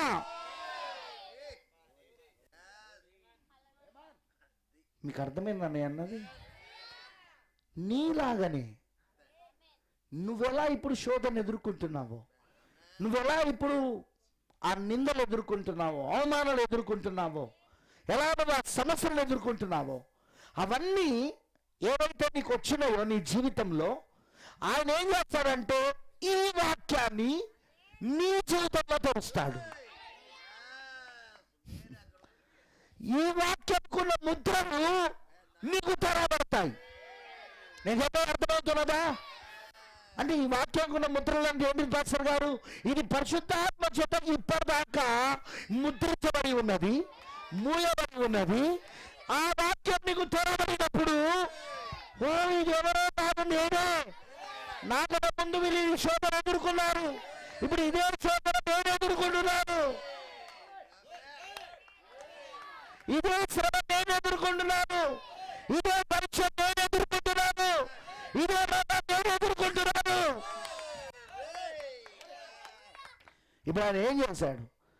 నీ జీవితం ఈ వాక్యంలో ఉన్నది, ఈ వాక్యమును తెరిచి, దీని ముద్రను తెరిచి నువ్వు లోతుగా చూపిస్తా ఉన్నాడు. ఈ వాక్యంలో నువ్వు ఎవరివో చూపిస్తున్నాడు.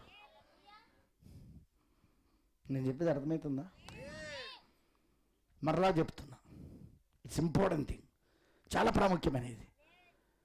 నువ్వు ఒక శోధనను ఎదుర్కొంటున్నప్పుడు, ఒక శ్రమను ఎదుర్కొంటున్నప్పుడు, ఒక సమస్యను ఎదుర్కొంటున్నప్పుడు ఏం చేస్తాడంటే దేవుడు నీకు ప్రత్యక్షతనిస్తాడు. బయలుపాటు. బయలుపాటు అంటే అప్పటిదాకా ముసుగు వేయబడిన దానిని, ముసుగును తొలగిస్తాడు ఆయన. ఆ ముసుగు ఎప్పుడైతే తొలగించబడుతుందో ఈ వాక్యంలో, నీ పాత్ర ఈ వాక్యంలో కనబడుతుంది. ఛాయగా నీడగా కనబడతా ఉంటుంది, ముంగుర్తుగా కనబడతా ఉంటుంది నీ పాత్ర, నీ జీవిత పాత్ర. అప్పుడు నీకు అర్థమవుతుంది, ఓ ఇదే బైబిల్లో ఉన్నది, నేనే ఆ వాక్యమై ఉన్నా, నేనే ఆ వాక్యమై ఉన్నా.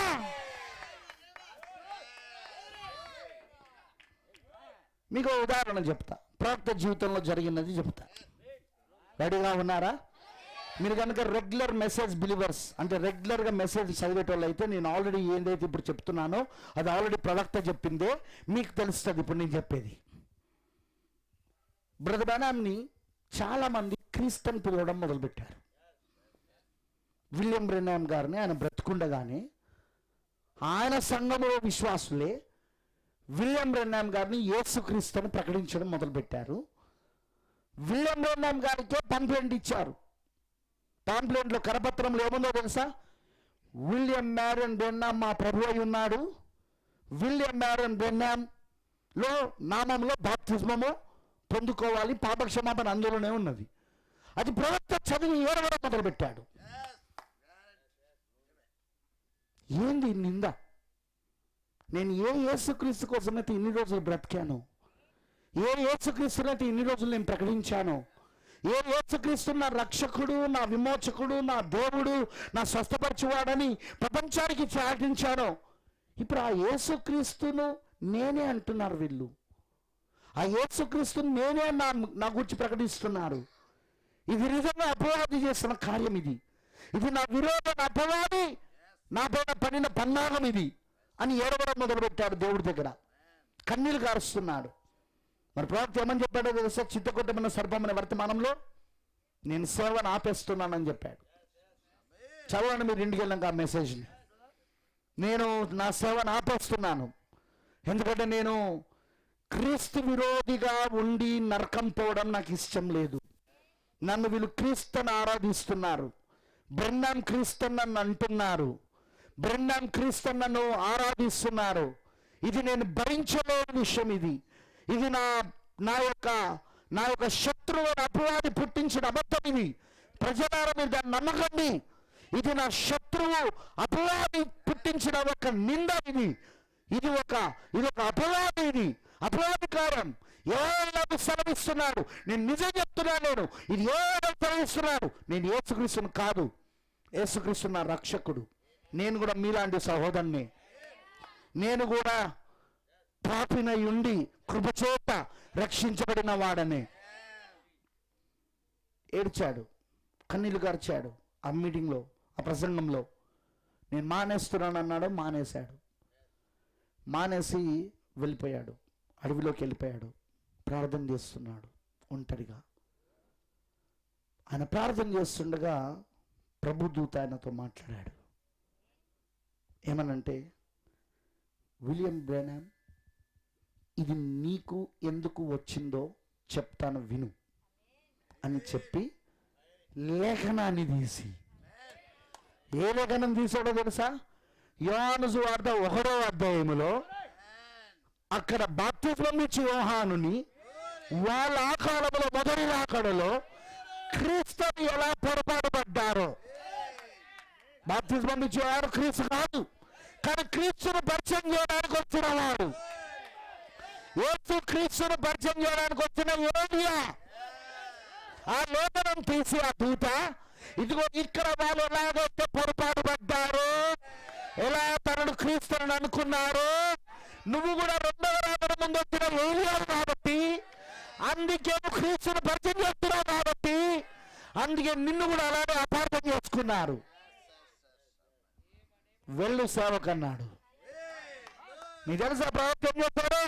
ఆయన వచ్చి, అదిగో దూత నాతో అడవిలో ఉండగా మాట్లాడాడు, అరణ్యంలో ఉండగా మాట్లాడాడు, నాకు లేఖనం చూపించాడు. ఆ లేఖనంలో ఇదిగో మొదటి రాకడ ముందు ఎలాగైతే బాప్తిస్మం యోహాను ఏలియాతో పంపబడినప్పుడు తను క్రీస్తుని అందరూ అపార్థం చేసుకున్నారు, అలానే 2వ రాకడ ముందు దేవుడు నన్ను పంపారు కాబట్టి నన్ను కూడా అలానే అపార్థం చేసుకుంటున్నారని నాకు లేఖనంలో నుండి నా స్థానాన్ని చూపించాడు. అందుకే నేను మరలా సేవ మొదలు పెడుతున్నాను అన్నాడు. ఇప్పుడు ప్రవక్త తన జీవితంలో వచ్చిన అతి భయంకరమైన నింద, అతి భయంకరమైన సాతాను యొక్క కుట్ర, సాతాను యొక్క పన్నాగం, వాని శోధనను ఎలా జయించాలో తెలుసా? వాక్యమైనకు తెరబడినప్పుడు, దేవుడి వాక్యము తనకు తెరబడినప్పుడు, దాని ముద్ర తనకు తెరబడినప్పుడు, అది అతని జీవితంలో ఉన్నదని అర్థమని, ఆ వాక్యం అతని జీవితంలో ఉన్నదని, ఆయన జీవిత వాక్యంలో ఉన్నదని తనకు అర్థమై దాన్ని జయించగలిగాడు. అక్కడ 7 ముద్రలు తెరబడ్డాయి అంటే అర్థం ఏంటో తెలుసా? బైబిల్ అంతా తెరబడింది. బైబిల్ అంతటికీ 7 ముద్రల చేత ముద్రించబడి ఉన్నది. ముద్ర అనగా పరిశుద్ధాత్మ. అంటే పరిశుద్ధాత్మని ఈ బైబిల్ అంతటిని మూసివేస్తున్నాడు.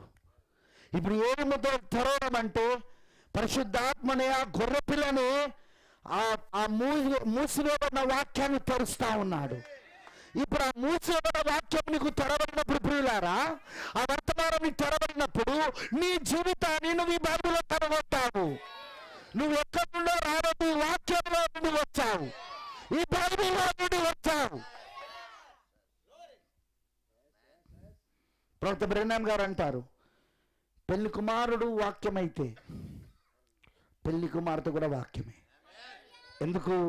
పెళ్లి కుమార్తె పెళ్లి కుమారుల్లో భాగం కాబట్టి. పెళ్లి కుమారుడు యేసుక్రీస్తు వాక్యమైతే పెళ్లి కుమార్తె వధువు కూడా వాక్యమై ఉన్నది. అంటే నువ్వు ఇదే వాక్యంలో నుండి వచ్చావు. ఈ వాక్యం యేసుక్రీస్తు అయితే పెళ్లి ఇప్పుడు పెళ్లి కుమార్తె కూడా ఈ వాక్యమే. మీకు ఒక అద్భుతమైన విషయం చెప్పాలా నేను? దేవుడు శోధనలను అనుమతించినప్పుడు, శ్రమలను అనుమతించినప్పుడు, నిందలను, అవమానములను, సమస్యలను, ఒత్తిళ్లను, బాధలను, ఈ హింసలను అనుమతించినప్పుడు అప్పుడు ఏం జరుగుతుందో తెలుసా? నీ వాక్యం నీకు తెరవబడి నువ్వు ఎవరువో నీకు వాక్యంలో చూపిస్తూ ఉంటాడు. నువ్వు ఎక్కడి నుండి వచ్చావు, నువ్వెందుకు ఇప్పుడు భూమిపైన ఉన్నావు, నువ్వెక్కడికి వెళ్ళబోతున్నావు, నీ జీవితం గురించిన ప్రణాళిక ఏంటి, నీ జీవితం గురించిన సంకల్పం ఏంటో దేవుడు నీకు బయలుపరుస్తూ ఉంటాడు. యోబు కథ బయలుపడతాడు. యోబు నువ్వు ఎక్కడున్నావు, భూమికి పునాదులు వేసేటప్పుడు. ఆ శోధనలో యోబుకి ఏం చూపించాడో తెలుసా? ఆ బూడిద కుప్పలో కూర్చున్న యోబుకి ఏం చూపించాడో తెలుసా? ఆ శోధనలో నువ్వు నా మనసులో ఉన్నావు. ఆ దేవుని కుమారులందరూ జయధ్వనులతో వారు చప్పట్లు కొడుతూ పాటలు పాడుతూ స్తుతిస్తూ ఉన్నారు ఈ భూమికి పునాదులు వేసేటప్పుడు. అందులో నువ్వు కూడా ఒకడివి. Praise the lord. దేవుడికి మనకరును గాక. యోబుకు అర్థమైంది ఇప్పుడు తాను ఎక్కడి నుండి వచ్చాడు. యోబుకు అర్థమైంది తాను ఎందుకు ఇప్పుడు భూమిపైన ఉన్నాడు. యోబుకు అర్థమైంది తాను భూమి పైన తర్వాత వద్దలబోతున్నాడు. అందుకే వెంటనే ఆ బూడిదకు పొలం నుండి లేచి అన్నాడు, నా విమోచకుడు సజీవుడనియు ఒక దినమై భూమి పైన నిలిచిననియు, నా ఈ శరీరం చీకిపోయినను పురుగులు పట్టినను మరలా ఇదే శరీరంతో ఇదే భూమి పైన నా విమోచకుని నేను చూస్తాను. యోబు తను ఎక్కడి నుండి వచ్చిండో తెలుసుకున్నాడు. తన భూమి పైన ఎందుకున్నాడో తెలుసుకున్నాడు. తను ఎక్కడికి వెళ్ళబోతున్నాడో తెలుసుకున్నాడు. ఎప్పుడు తెలుసుకున్నాడు బ్రదర్? అన్నీ బాగున్నప్పుడు కాదు, అన్నీ బాగున్నప్పుడు కాదు. పిల్లలు బ్రతికే ఉన్నారు, వాళ్ళు చక్కగా విందులు చేసుకుంటున్నారు పిల్లలందరూ. అదేవిధంగా యోబు ఇంటి చుట్టూ, యోబు కుటుంబం చుట్టూ, యోబుకున్న ఆ యొక్క ఆస్తి చుట్టూ ఏవైతే ఉన్నాయో అక్కడ వాటన్నిటి చుట్టూ అగ్ని కంచె వేయబడి కంచె వేయబడి క్షేమంగా ఆరోగ్యంగా ఉన్నప్పుడు కాదు, అన్నీ పోగొట్టుకొని మళ్ళీ ఇక్కడ ఇంకొకటి ఉన్నది. ముగ్గురు స్నేహితులు వచ్చిండ్రు, సంఘ సభ్యులు, వీళ్ళు సంఘ పెద్దలు. వీళ్ళు వచ్చి ఏం చేస్తారో తెలుసా? యోబును, పాపం బురద గుప్పలో కూర్చున్న యోబును, అధోగతిలో ఉన్న యోబును ఆదరిస్తున్నామనే పేరుతో శోధిస్తున్నారు, బాధపడుతున్నారు. యోబు నువ్వేదో రాష్ట్ర పాపం చేశావు, అందుకే నువ్వు ఈ పరిస్థితికి వచ్చినావు, నువ్వు మంచోడు కావు, మా దగ్గర నటిస్తున్నావు నువ్వు. యోబుని పాపం బాధిస్తున్నారు, శోధిస్తున్నారు, హింసిస్తున్నారు. కానీ అదే సమయంలో ఇంకొకతన్ని దేవుడు పంపించాడు. అతను ఏం చేస్తాడో తెలుసా? యోబును బలపరుస్తూ మాట్లాడాడు. ప్రవక్త అంటాడు, నువ్వు శోధనలో ఉన్నప్పుడు నిన్ను నిందించేవాడు వస్తారు, నిన్ను బాధపెట్టేవాడు వస్తారు, నీకు లేని పని చెప్పేవాడు వస్తారు. కానీ అదే సమయంలో పరిశుద్ధ ఆత్మ కూడా నిన్ను ఆదరిస్తూ ఉంటాడు. ఆ నాలుగో పరిశుద్ధ ఆత్మ ఆదరించే మాటలు, బలపరిచే మాటలు, స్థిరపరిచే మాటలు దేవుడు నీతో మాట్లాడుతూ ఉంటాడు. నువ్వు శోధనలో ఉన్నప్పుడు నీ శత్రువులు సంతోషిస్తూ, ఆనందిస్తూ, ఎగతాళి చేస్తూ నిన్ను బాధపడుతూ ఉంటారు. కానీ అదే సమయంలో ఆదరణకర్త పరిశుద్ధ ఆత్మ నిన్ను ఆదరిస్తూ, బలపరుస్తూ, విశ్వాసంలో స్థిరపరుస్తుంటాడు. ఆ సమయంలోనే నీ ముద్ర నీకు తెరబడుతుంది. వాక్యములోనే నీ ముద్ర, వాక్యానికి వేయబడిన ముద్ర తెరబడినప్పుడు నీ జీవితం తెరబడుతుంది. నువ్వు ఏదో నీకు అర్థమవుతుంది, నువ్వు ఎక్కడి నుండి వచ్చావో నీకు అర్థమవుతుంది, ఎందుకు ఈ భూమి ఉన్నావో నీకు అర్థమవుతుంది, నువ్వు ఎక్కడికి వెళ్తావో నీకు అర్థమవుతుంది. బ్రదర్ బైనామా మాట అన్నాడు, ఎవరైనా సరే అవతల గట్టుకు వెళ్ళాలంటే, అంటే పరలోకానికి ఎవరైనా వెళ్ళాలంటే పరిపూర్ణమైన విశ్వాసం ఉంటేనే వెళ్ళగలరు. వాక్యం పైన పరిపూర్ణ విశ్వాసం, పరిపూర్ణమైన ప్రేమ, రెండు ఉండాలన్నాడు ప్రాఫెట్. పరిపూర్ణ విశ్వాసం, పరిపూర్ణ ప్రేమ. ప్రవక్త అంటాడు, విశ్వాసం ఉన్న చోట ప్రేమ ఉంటుంది, ప్రేమ ఉన్న చోట విశ్వాసం ఉంటుంది. ఈ రెండింటిని నువ్వు విడదీయలేవు, ఈ రెండింటిని నువ్వు విడదీయలేవు. ప్రేమ ఉన్న చోట విశ్వాసం ఉంటుంది, విశ్వాసం ఉన్న చోట ప్రేమ ఉంటుంది. పరిపూర్ణ ప్రేమ, పరిపూర్ణ విశ్వాసం. సో పరిపూర్ణమైన విశ్వాసాన్ని నుండి పరిపూర్ణ ప్రేమను కానీ, పరిపూర్ణ ప్రేమ నుండి పరిపూర్ణమైన విశ్వాసాన్ని వేరు చేయలేవు. మరి ప్రవక్త అంటాడు, పరిపూర్ణ విశ్వాసం అంటే ఏంటి? పరిపూర్ణమైన విశ్వాసం అనే వర్తమానంలో చెప్పాడు. అది ప్రవక్త చెప్పిన వర్తమానం, పరిపూర్ణ విశ్వాసం అనే వర్తమానం. ఆ వర్తమానంలో ఏం చెప్పాడంటే, వాక్యములో నీ స్థానం ఏమిటో దేవుడు నీకు చూపించి, ఆ స్థానములో నీకు బయలుపరిచి, ఆ స్థానంలో వాక్యములో ఆ స్థానంలో నిన్ను పెట్టి అభిషేకించడమే పరిపూర్ణ విశ్వాసం అయి ఉన్నది. అర్థమైందా నేను చెప్పింది? ప్రవక్త ఏమని చెప్పాడు అర్థమవుతున్నదా? పరిపూర్ణ విశ్వాసం ఏంటిది? వాక్యములో నీ స్థానం ఏంటో నీకు చూపించి. నువ్వు వాక్యము నుండే వచ్చావా? ఎస్. వధువు వాక్యము నుండే వచ్చిందా? అవును, వాక్యము నుండే వచ్చింది. వాక్యములో ఆమె భాగమై ఉన్నది. ఆమె ఎందుకంటే వాక్యం ఎవరంటే యేసుక్రీస్తు. వాక్యములో ఆమె భాగమై ఉన్నది. యేసుక్రీస్తు వాక్యమైతే వధువు కూడా వాక్యమే. యేసుక్రీస్తు వాక్యమైతే ఆయన భార్య కూడా వాక్యమే. ఎందుకంటే ఆయన భార్య ఆయనలో భాగమై ఉన్నది కాబట్టి. నువ్వు ఎక్కడి నుండి వచ్చావు? వాక్యంలో నుండి వచ్చావు. అందుకే ఆ వాక్యాన్ని నీకు చూపిస్తాడు ఆయన. నీ స్థానం ఏంటో వాక్యంలో చూపిస్తాడు. నీ స్థానం ఏంటో వాక్యంలో చూపించినప్పుడు ఆ స్థానమును నువ్వు గుర్తించినప్పుడు నిన్ను ఆ స్థానంలో పెట్టి ఆయన అభిషేకిస్తాడు ఆయన. అదే నీకు పరిపూర్ణమైన విశ్వాసాన్ని ఇస్తుంది.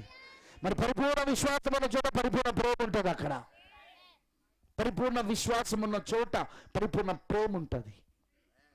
ప్రేమైన దేవుని పిల్లలారా, పరిపూర్ణ విశ్వాసం, పరిపూర్ణ ప్రేమ ద్వారా మాత్రమే నువ్వు అవతల గట్టుకు వెళ్ళగలవు. పరిపూర్ణ విశ్వాసం, పరిపూర్ణ ప్రేమతో మాత్రమే నువ్వు పరలోకానికి వెళ్ళగలవు.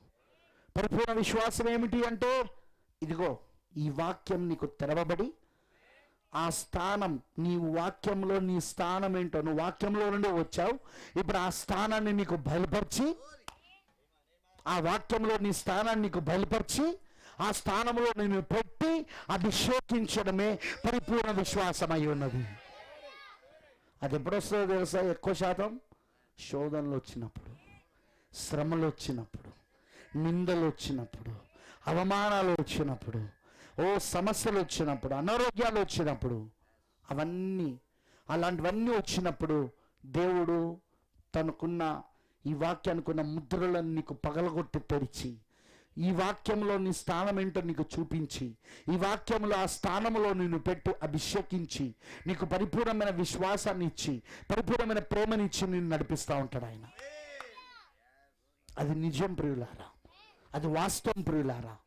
అందుకే పౌలు గారు చెప్పాడు, దేవుని ప్రేమించే వారికి సమస్తము సమకూడి మేలు కొరికే జరుగుతుంది. సాధారణంగా మనుషులకు కలిగిన శోధన తప్ప ఇంకా వేరే శోధన మీకు దేవుడు అనుమతించాడు. నువ్వు ఎంతవరకు సహించగలవో అంతవరకే ఆయన అనుమతిస్తాడు. అంతేకాదు, శోధనతో పాటు నీకు తప్పించుకునే మార్గాన్ని కూడా ఆయన ఏర్పాటు చేస్తాడు. ప్రైజ్ ది లార్డ్, హల్లెలూయా. శోధన సహించువాడు ధన్యుడు, అట్టి వాని కొరకు జీవ కిరీటం ఉంచబడినది అక్కడ. ఓ దేవుడికి మమకలను గాక. అందుకే దేవుని ప్రేమించే వారికి సమస్తము సమకూడి మేలు కొరికే జరుగును. మనకేది వచ్చినా అది మేలు కొరికే. ఏ సమస్య వచ్చినా మేలు కొరికే. రోగం వచ్చినా మేలు కొరికే. వ్యాధి వచ్చినా మేలు కొరికే. సమస్యలు వచ్చినా మేలు కొరికే. సద్భక్తితో బ్రతకను ఉద్దేశించు వాళ్ళందరూ హింస పొందుదురు, హింస పొందక మానవు. నువ్వు దేవుని కుమారుడవని, దేవుని కుమార్తెవని రుజువు చేయబడాలంటే నీకు శోధనలు రావాలి, నీకు హింసలు రావాలి. అందుకే బైబిల్ నిండా వాళ్ళ జీవిత కథలే. ఆది కాండం మొదలుకొని ప్రకటన గ్రంథం వరకు అన్ని వాళ్ళ జీవిత కథలే. శోధనలతో ఎదిరిన దేవుని భక్తులు, శోధనలో జీవించిన అనేక మంది ప్రవక్తలు, విశ్వాసులు మనకు కనబడతా ఉన్నారు. షడ్రక్ మెషక్ అబేద్నెగో అగ్నిగుండంలో అందుకే వేయబడ్డాడు అక్కడ. అమనంటారా? దానియేలు అందుకే సింహపు గుహలో వేయబడ్డాడు అక్కడ. ఇర్మియా అందుకే అదిగో చెరసాలలో వేయబడ్డాడు అక్కడ. నీళ్ళు లేని బావిలో విసిరివేయబడ్డాడు యోసేపు. ప్రైజ్ ది లార్డ్, హల్లెలూయా. ఇవన్నీ శోధనలు. దావీదు త్రోసివేయబడ్డాడు, తన సొంత జనుల చేత త్రోసివేయబడ్డాడు. తన తన తన రాజు, తన మావ, మళ్ళీ రాజు కూడా కాదు, మావ కూడా పిల్లనిచ్చినాడు. ఎవరు? సౌలు. తరిమి తరిమి చంపుతామని తిరుగుతుంటే ఆ శోధన అంతా ఎదుర్కొన్నాడు ఆయన. బ్రదర్, సిస్టర్, మీరు ఏ భక్తుని జీవితం తీసుకున్నా నీకేం కనబడుతుందో తెలుసా? శోధనలు కనబడతాయి, హింసలు కనబడతాయి, బాధలు కనబడతాయి. ఎందుకు బ్రదర్ అంటే, దేవుడు తన మనస్సులోని ఏర్పరచుకున్న తన పిల్లలు ఎవరైతే ఉన్నారో, ఆయన ఆలోచన అయితే ఏర్పరచబడి ఉన్నారో, ఎన్నుకోబడి ఉన్నారో, వారిని ఆయన ముందు పరీక్షించి వారు దేవుని కుమారులు కుమార్తెలని రుజువు చేయాలి ఆయన. అందుకే ఇప్పుడు మనము పరీక్షా కాలంలో ఉన్నాం. మనం పరీక్షించబడాలి. ఇప్పుడు శోధనలు వస్తాయి, అయితే భయపడాల్సిన అవసరం లేదు. ఎందుకు? శోధనలో కూడా ఆయన మనతో ఉంటాడు. ఆయన బైబిల్లో ఒక అద్భుతమైన మాట ఉంటుందండి, మీరు ఇంటికి వెళ్ళినాక చదువుకోండి. అదేంటిదంటే, యోసేపు జీవితంలో యోసేపు తన తండ్రితో ఉన్నప్పుడు తాను 2 కలలు కన్నాడు. ఆ 2 కలలు కన్నప్పుడు ఆ 2 కలల వలన తన సహోదరులు, తన అన్నలు తనను ద్వేషించడం మొదలుపెట్టారు. తన కన్నలు తనను హింసించడం మొదలుపెట్టారు, బాధ పెట్టడం మొదలుపెట్టారు. చివరికి తనను చంపాలని చూశారు. ఆ తర్వాత అమ్మేశారు. అమ్మేసి బానిసత్వంలోకి వెళ్ళినా కూడా బైబిల్ అంటాంది, దేవుడు యోసేపుకు తోడై ఉన్నందున యోసేపు ఫరో ఇంట్లో పనిచేస్తే ఆ ఇల్లు దీవించబడుతున్నది, ఫరో పొలంలో పనిచేస్తే ఆ పొలము దీవించబడుతున్నది. యోసేపు బానిసగా ఉన్నాడు అక్కడ వర్తమానం కోసం. తన సోదరులు ఎందుకు ద్వేషించారు, తనను ఎందుకు కొట్టారు, తనను ఎందుకు చంపాలని చూశారు, తనను ఎందుకు అమ్మేశారు? వర్తమానం చెప్పినందుకు, వాక్యం చెప్పినందుకు, వర్తమానాన్ని బోధించినందుకు. కానీ ఆ వర్తమానంలో ఆయన అన్ని శోధనలు ఎదుర్కొంటున్నా దేవుడు అతనికి తోడుగా ఉన్నాడు. బైబిల్ అంటుంది, మీరు ఇంటికి ఎంత చదువుకోనండి ఒకసారి. ఆది కాండములో యోసేపు గురించి ఏమని రాబడిందో తెలుసా? దేవుడు యోసేపుకు తోడే ఉండునున్న. యోసేపు ఫరో ఇంట్లో పనిచేసిన, పొలంలో పనిచేసిన యోసేపును బట్టి, ఫరో ఇంట్లో కాదు, పోతిఫర్ ఇంట్లో పనిచేసిన, పోతిఫర్ పొలంలో పనిచేసిన యోసేపును బట్టి దేవుడు పోతిఫర్ ఇంటిని, పోతిఫర్ పొలాన్ని దీవించాడు. చెరసాలలో వేయబడ్డాడు. పోతిఫర్ భార్య ఏం చేసింది? రేప్ కేసు పెట్టింది. అబద్ధపు రేప్ కేసు పెట్టి ఏం చేసింది? నిందబెట్టి తీసుకెళ్లి చెరసాల వేయించారు. అయినా దేవుడు అక్కడ కూడా తోడుగా ఉన్నాడు. అద్భుతమైన విషయం ఏంటంటే, శోధనను బట్టి దేవుడు మనల్ని విడిచిపెట్టాడు. ఇంకా శోధనలలోనే దేవుడు మనకు తోడుగా ఉంటాడు. ఆమేన్, హల్లెలూయా. ఒక చిన్న యథార్థమైన కథని చెప్పి ముగిస్తాను. దీని రచయిత ఎవరో తెలియదు, ప్రవక్త చెప్పాడు. అన్నోన్, ఎవరో తెలియదు, కానీ ప్రవక్త చెప్పాడు. ఒకరోజున ఒక అతను, ఒక మంచి విశ్వాసి, ఒక మంచి భక్తుడు ప్రార్థిస్తున్నాడు.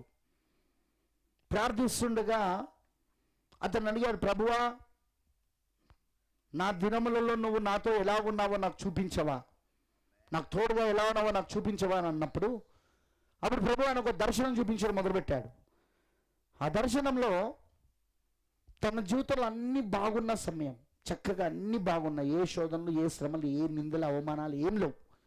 అన్నీ బాగున్న సమయంలో ఎలా ఉన్నది అంటే, ఆ దర్శనంలో ఏం చూపిస్తున్నాడంటే, ఆయనతో పాటు ప్రభువు ఒక సముద్రపు తీరమున, ఇసుక పైన, సముద్రపు తీరంలో ఇసుక పైన నడుచుకుంటూ వెళ్తున్నారు. అప్పుడు నడుచుకుంటూ వెళ్తూ ఉండగా ఈయన 2 కాల ముద్రలు పడుతున్నాయి, ఈయనతో పాటు ప్రభు యొక్క కాల ముద్రలు కూడా పడుతున్నాయి పక్కన. అంటే దేవుడు ఏం చూపిస్తున్నాడంటే, అన్ని బాగున్నప్పుడు నేను నీ పక్కనే ఉన్నాను, నేను నీతోనే ఉన్నాను అని చూపిస్తున్నాడు. ఆ తర్వాత ఈయన జీవితంలో చాలా ఘోరమైన శ్రమలు, చాలా భయంకరమైన శ్రమలు, శోధనలు, రోగములు, వ్యాధులు, అనారోగ్యాలు, ఆర్థిక ఇబ్బందులు, నిందలు, అవమానాలు, అలాంటి సమయం వచ్చినప్పుడు అదే ఇసుక పైన, అదే సముద్రపు తీరమున, అదే ఇసుక పైన ఈయన యొక్క కాళ్ళ ముద్రలు మాత్రమే, ఈయన యొక్క కాళ్ళ అడుగుజాడలు మాత్రమే కనబడతాయి. రెండే కాళ్ళ అడుగుజాడలు, ఇంకోటి కనబడతలేదు. ఈ రెండు కనబడుతున్నాయి. అప్పుడు ఈయన ఏడవడం మొదలుపెట్టాడు. ప్రభువా, కరెక్ట్గా నాకు ఎప్పుడైతే నువ్వు అవసరమో అప్పుడే నన్ను విడిచిపెట్టేసినావా ప్రభువా? నాకు అన్నీ బాగున్నప్పుడు నా పక్కన నడిచినావు. అక్కడ 4 కాళ్ళ ముద్రలు కనబడ్డాయి. 2 జతల అంటే ఇద్దరు నడుస్తున్నట్లుగా అక్కడ 4 కాళ్ళ యొక్క ముద్రలు పడ్డాయి, లేదా 2 జతల కాళ్ళ ముద్రలు పడినాయి. కానీ అంతా నాకు వ్యతిరేకమైనప్పుడు, అంతా బాధలో ఉన్నప్పుడు, శోధనలో ఉన్నప్పుడు 2 కాళ్ళ ముద్రలు కనబడుతున్నాయి. నువ్వు ఎటుపోయినావు ప్రభువా? నా పక్కన ఎందుకు లేవు ప్రభువా అని ఏడవడం మొదలుపెట్టాడు. కన్నీళ్ళు గార్చడం మొదలుపెట్టాడు. ఆ సమయంలో దేవుని స్వరం ఆయనకు చాలా నెమ్మదిగా, చాలా స్వీట్గా, చాలా మధురముగా వినబడడం మొదలైంది. ఏమన్నాడో తెలుసా? నా కుమారుడా, ఓ నా కుమారుడా, ఏడవకు. నువ్వు అనుకుంటున్నట్టు ఆ 2 కాళ్ళ ముద్రలు అవి నీవి కావు, అవి నావి. నువ్వు శోధనలో ఉన్నప్పుడు నేను నిన్ను ఎత్తుకొని నడిచిన, ప్రైజ్ ది లార్డ్, హల్లెలూయా. నేను నిన్ను నా చేతులతో ఎత్తుకొని నడిచిన. శోధనలో నువ్వు కాదు, నేనున్నా నీ శోధనలో. నేను ఎత్తుకున్నా నిన్ను విడవలేదు, ఎడబాయలేదు, నిన్ను విడవను, ఎడబాయలేదు. నీతోనే ఉన్నాను, నీలోనే ఉన్నాను. నేను ఎత్తుకొని నడిచిన. నువ్వు చూస్తున్న ఆ ఇసుకలోని ఆ కాళ్ళ ముద్రలు ఏవైతే ఉన్నాయో, ఆ అడుగు జాడలు ఏవైతే ఉన్నాయో అవి నీవు కాదు కుమారుడా, అవి నావి. అవి ప్రేమైన దేవుని పిల్లలారా, గుర్తుపెట్టుకోండి ఈ విషయం. శోధన అప్పుడు ఆయన మనల్ని ఎత్తుకొని నడుస్తాడు. మనం ఏ శోధనకు గురవుతున్నామో ఆ సమయంలో ఆయన మనతోనే ఉంటాడు. ఆ రోజు షద్రక్ మెషక్ అబేద్నెగోలు అగ్నిగుండంలో పడిపోబడినప్పుడు 4వ వాడుగా ఆయన అక్కడికి వచ్చాడు. ఆ శోధనలోనికి దిగొచ్చాడు, ఆ శ్రమలోనికి దిగొచ్చాడు, ఆ అగ్నిలోనికి దిగొచ్చాడా లేదా? ఆ రోజున సింహపు గుహలో అదిగో ఆ దానియేలును విసిరేసినప్పుడు యూదా గోత్ర సింహముగా దిగొచ్చాడు ఆయన. ఆ సింహములకు మరియు దానియేలుకు మధ్యలో యూదా గోత్ర సింహముగా నిలబడి దానియేలుని ఏమీ చేయకుండా కాపాడాడు. ప్రేమైన దేవుని పిల్లలారా, శోధనలు, శ్రమలు వచ్చినప్పుడు ఆయన మనకు తోడుగా ఉంటాడు. మన శోధనలో ఉంటాడు ఆయన, మన శ్రమలో ఉంటాడు ఆయన, మన రోగములలో, మన వ్యాధులలో బాధపడుతున్నప్పుడు పక్కనే ఉంటాడు ఆయన. అక్కడ మన పడక పక్కనే ఉంటాడు ఆయన. ఎందుకంటే ఇవన్నీ నిన్ను దేవుని కుమారుడు, కుమార్తెవని రుజువు చేయడానికి. శోధనలు రావడంతోటే ఈ శోధనలు బాగా వస్తున్నాయి, చర్చికి పోతుంటే నేను చర్చ్ ఆపేసి నేను ఇక చర్చ్ ఆపేసి నేను ఇక పోయి తాయెత్తు కట్టుకుంటా, ఇక తావీదు కట్టుకుంటా, నేను ఇక చర్చ్ ఆపేసి నేను ఇదిగో అక్కడ పోయి చూపించుకుంటా, నేను ఇక చర్చ్ ఆపేసి ఇక నేను అక్కడ పోయి మీ వైపు పోషమ్మ ఎల్లమ్మ ఉంటుందో లేదో తెలియదు, కానీ మా వైపు ఉంటాయి, వాటిని ఏమంటారో మీ వైపు ఏముంటాయో నాకు తెలియదు. పోయి కోడిని కోస్తా, మేకను కోస్తా, మొక్కుకుంటా నేను పోయి. నువ్వు దేవుని కుమారుడు కావు, నువ్వు దేవుని కుమార్తెవు కాదు. శోధనలు రావడంతోటే ప్రభువుని విడిచిపెట్టడం, శోధనలు రావడంతోటే, శ్రమలు రావడంతోటే నువ్వు దేవుని విడిచిపెట్టడం, చర్చకు రావడం మానేయడం, ఇక్కడ నుండి నేను రాను అని చెప్పడం, ఇంకెక్కడికో వెళ్ళిపోవడం. నువ్వు దేవుని కుమారుడు కాదు, నువ్వు దేవుని కుమార్తెవు కాదు. ఎందుకంటే దేవుని కుమారుడు, దేవుని కుమార్తె ఒకటే అంటారు. ఏమంటారో తెలుసా? మంచిలో అయినా, చెడులో అయినా, ఆరోగ్యంలో అయినా, అనారోగ్యంలో అయినా, వింటున్నారా? మేలులో అయినా, కలిమిలో అయినా నేను నీతోనే ఉంటాను ప్రభువా. అదే నా పెళ్లి రోజు వాగ్దానం. నీ పిల్లప్పుడు అదేనా చేసినావు? భార్య భర్తలు ఒకరికొకరు ఏమని వాగ్దానం చేస్తారు? ఏమని వాగ్దానం చేస్తారు? మేలులో కలిమిలో, ఆరోగ్యములో అనారోగ్యములో, మంచిలో చెడులో, ప్రతి దాంట్లో నేను నీతోనే ఉంటాను అని ఇద్దరు ఆలుమొగలు, ఇద్దరు భార్య భర్తలు ఒకరికొకరు ప్రమాణం చేస్తారా? మరి మన ప్రభు మన భర్త. నిన్ను సృజించిన వాడు నీకు భర్త అయి ఉన్నాడు. ఆయన మన భర్త అయినా మరి మన ఆయనకి ఏమైనా వాగ్దానం చేయాలా? ప్రభువా ఏదైనా సరే నేను నీతోనే ఉంటా ప్రభువా. మరి ఆయన మనతో ఏమైనా వాగ్దానం చేస్తున్నాడు? ఏదైనా సరే నా కుమారుడు నేను నీతోనే ఉంటా, నా కుమార్తె నీతోనే ఉంటా. మధ్యలో విడిచిపెట్టిపోయేది కాదు. నాగటిపై చేయి వేసిన వాడు వెనక తిరిగి చూడకూడదు.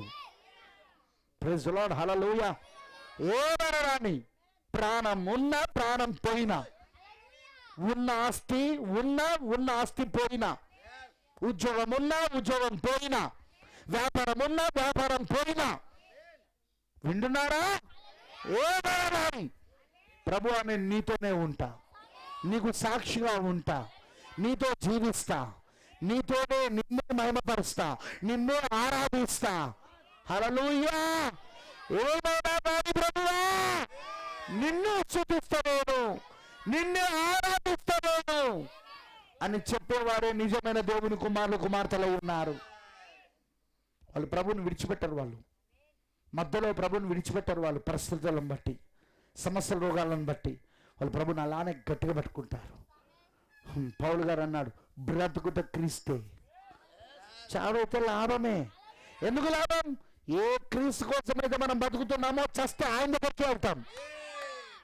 ఇక్కడ కళ్ళు మూసుకుంటే ఆయన సన్నిధిలో ఆయన దగ్గర కళ్ళు తెరుస్తాం. ఇక్కడ చివరిగా మనం కళ్ళు మూసేస్తే ఇక ఎప్పుడు నిరంతరము ఉండినట్లుగా, నిత్యము ఉండినట్లుగా అక్కడ కళ్ళు తెరుస్తాం మనం.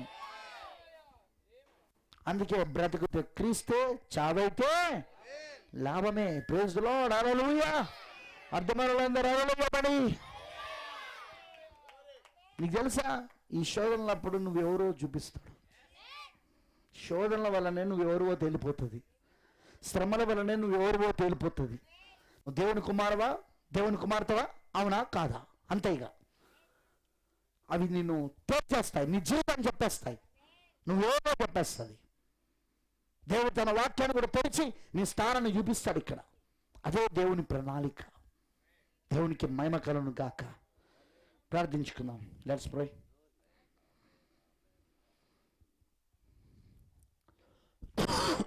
సారీ.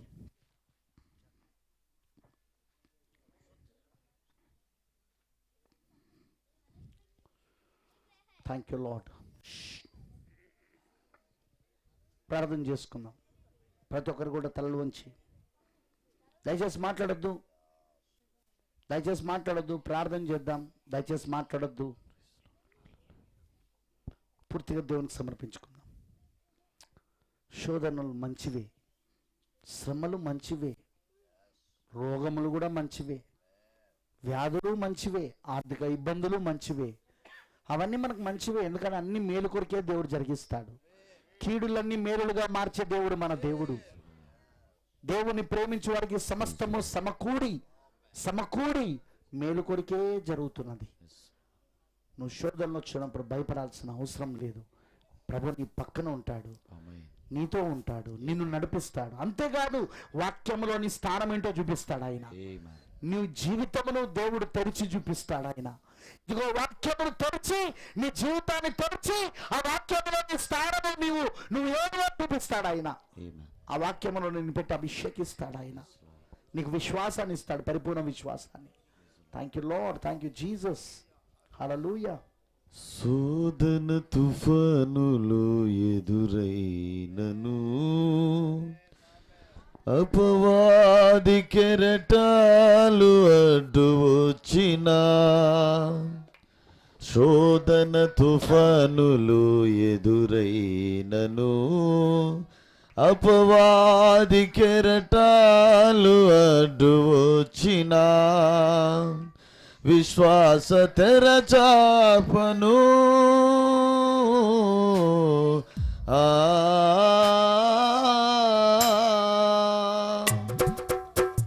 విశ్వాస తెరచాపను చినిగిపోకుండా కాపాడుము ప్రభువా, నీ దరినే చేరే వరకు. చినిగిపోకుండా కాపాడుము ప్రభువా, నీ దరినే చేరే వరకు. నా తోడు నీవయ్యా, నా నీడ నీవయ్యా, ఆధారము నీవేనయా, నా ఆనందము నీవేనయా. నా తోడు నీవయ్యా, నా నీడ నీవయ్యా, ఆధారము నీవేనయా, నా ఆనందము నీవేనయా. సాగుచున్నది దేవా నా విశ్వాస నావా, సియోను పురమునకు నన్ను చేర్చు ప్రభువా.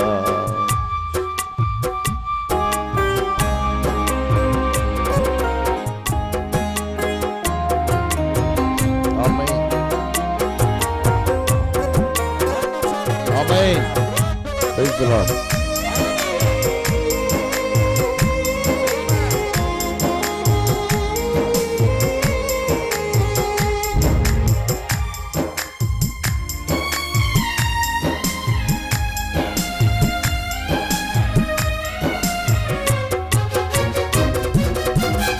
శ్రమల సుడిగుండాలెన్నైనను, అవమానగాలులు ఎన్ని వీచినా,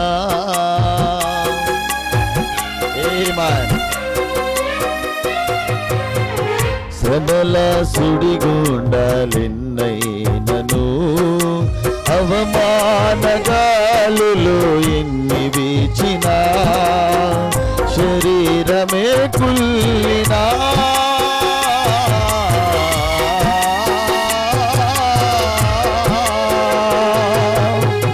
శరీరమే కుల్లినా, యోబువలెనే నే సాగెదను, సియోను చేరే వరకు. యోబువలెనే సాగిపోదును, సియోను చేరే వరకు. కలిసి పడదామా? నా తోడు నీవయ్యా, నా నీడ నీవయ్యా, ఆధారము నీవేనయా, నా ఆనందము నీవేనయా. నా తోడు నీవయ్యా, నా నీడ నీవయ్యా, ఆధారము నీవేనయా, నా ఆనందము నీవేనయా. సాగుతున్నది దేవా నా విశ్వాస నావా, సియోను పురమునకు నన్ను చేర్చు ప్రభువా. సాగుతున్నది దేవా నా జీవిత నావా, సియోను పురమునకు నన్ను చేర్చు ప్రభువా. నా తోడు నీవయ్యా, నా నీడ నీవయ్యా, ఆధారము నీవేనయా, నా ఆనందము నీవేనయా. నా తోడు నీవయ్యా, నా నీడ నీవయ్యా, ఆధారము నీవేనయా, నా ఆనందము నీవేనయా, నా ఆనందము నీవేనయా.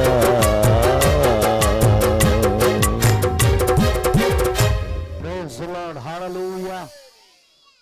పౌలు గారు అన్నాడు రోమిలకు రాసిన పత్రికలో, దేవుని ప్రేమ నుండి మనల్ని ఎడబాపేది ఏదైనా ఉన్నదా? దేవుని ప్రేమ నుండి మనల్ని వేరు చేసేది ఏదైనా ఉన్నదా? శ్రమ అయినను, ఖడ్గమైనను, రోగమైనను, వ్యాధి అయినను, హింస అయినను, వస్త్రహీనతైనను, ఉపద్రవములైనను, ఉన్నవైనను, రాబోయినను, మరణమైనను, మరణము కూడా మనల్ని దేవుని ప్రేమ నుండి ఎడబాపలేదని చెప్పాడు. అవును సోదరి సోదరుడా, మరణము కూడా మనని దేవుని ప్రేమ నుండి ఎడబాపలేదు. ఎందుకంటే బ్రతికినంతసేపు క్రీస్తు కోసం బతుకుతాం, మరణిస్తే మనకు లాభమే. ఎందుకంటే నేరుగా క్రీస్తు దగ్గరికి వెళ్తాం. ప్రవక్త అన్నాడు, శోధనలు శ్రమలు లేకపోతే సాక్ష్యాలే లేవు, శోధనలు శ్రమలు లేకపోతే సాక్ష్యములే లేవు, యుద్ధములు లేకపోతే విజయాలే లేవు, యుద్ధాలు లేకపోతే అసలు విజయాలే లేవు. ఈరోజు మనం విజయోత్సవముతో ఊరేగించబడాలన్నా, ఈరోజు మనం క్రీస్తుకు సాక్షులుగా నిలబడాలన్నా మనకు యుద్ధములు కావాలి, మనకు శోధనలు రావాలి, మనకు శ్రమలు రావాలి. ఖచ్చితంగా వస్తాయి. సద్భక్తితో బ్రతకని ఉద్దేశించి వారందరూ హింస పొందక మానవరని బైబిల్ చెప్తున్నట్టు మనకి ఇవి రావాలి. మనం దేవుని కుమారులం కుమార్తెను రుజువు చేయబడాలి. ఏది మనల్ని దేవుని ప్రేమ నుండి వేరు చేయలేదు. వస్త్రహీనత మనల్ని దేవుని ప్రేమ నుండి వేరు చేయలేదు. ఖడ్గము మనల్ని దేవుని ప్రేమ నుండి వేరు చేయలేదు. శ్రమలు, హింసలు, బాధలు, నిందలు, అవమానాలు, అనారోగ్యాలు, రోగాలు, వ్యాధులు ఏవి మనల్ని ప్రభు యొక్క ప్రేమ నుండి వేరు చేయలేవు. ఉన్నవి రాబోవి ఏవి మనల్ని ప్రభు ప్రేమ నుండి వేరు చేయలేవు. అదే ఈరోజు దేవుడు రుజువు చేయగోరుతున్నాడు. నీ జీవితంలో, నా జీవితంలో రుజువు చేయగోరుతున్నాడు ఆయన. మనం అందుకే పూర్తిగా సమర్పించుకొని ఎప్పుడు మనం ఆయనను స్తుతిద్దాం, ఎప్పుడు మనం ఆయనను ఆరాధిద్దాం. శోధనలో కూడా ఆరాధిద్దాం, యోబులాగా శోధనలో కూడా ఆరాధిద్దాం, శ్రమలలో కూడా ఆరాధిద్దాము. షడ్రక్ మెషక్ అబేద్నెగోలు అగ్నిగుండంలో వేయబడ్డా అక్కడ వారు ఆరాధన చేశారు, అక్కడ వారు ఆరాధన చేశారు. అదిగో సింహపులో వేయబడిన దానిలో అక్కడ ప్రార్థన చేశాడు.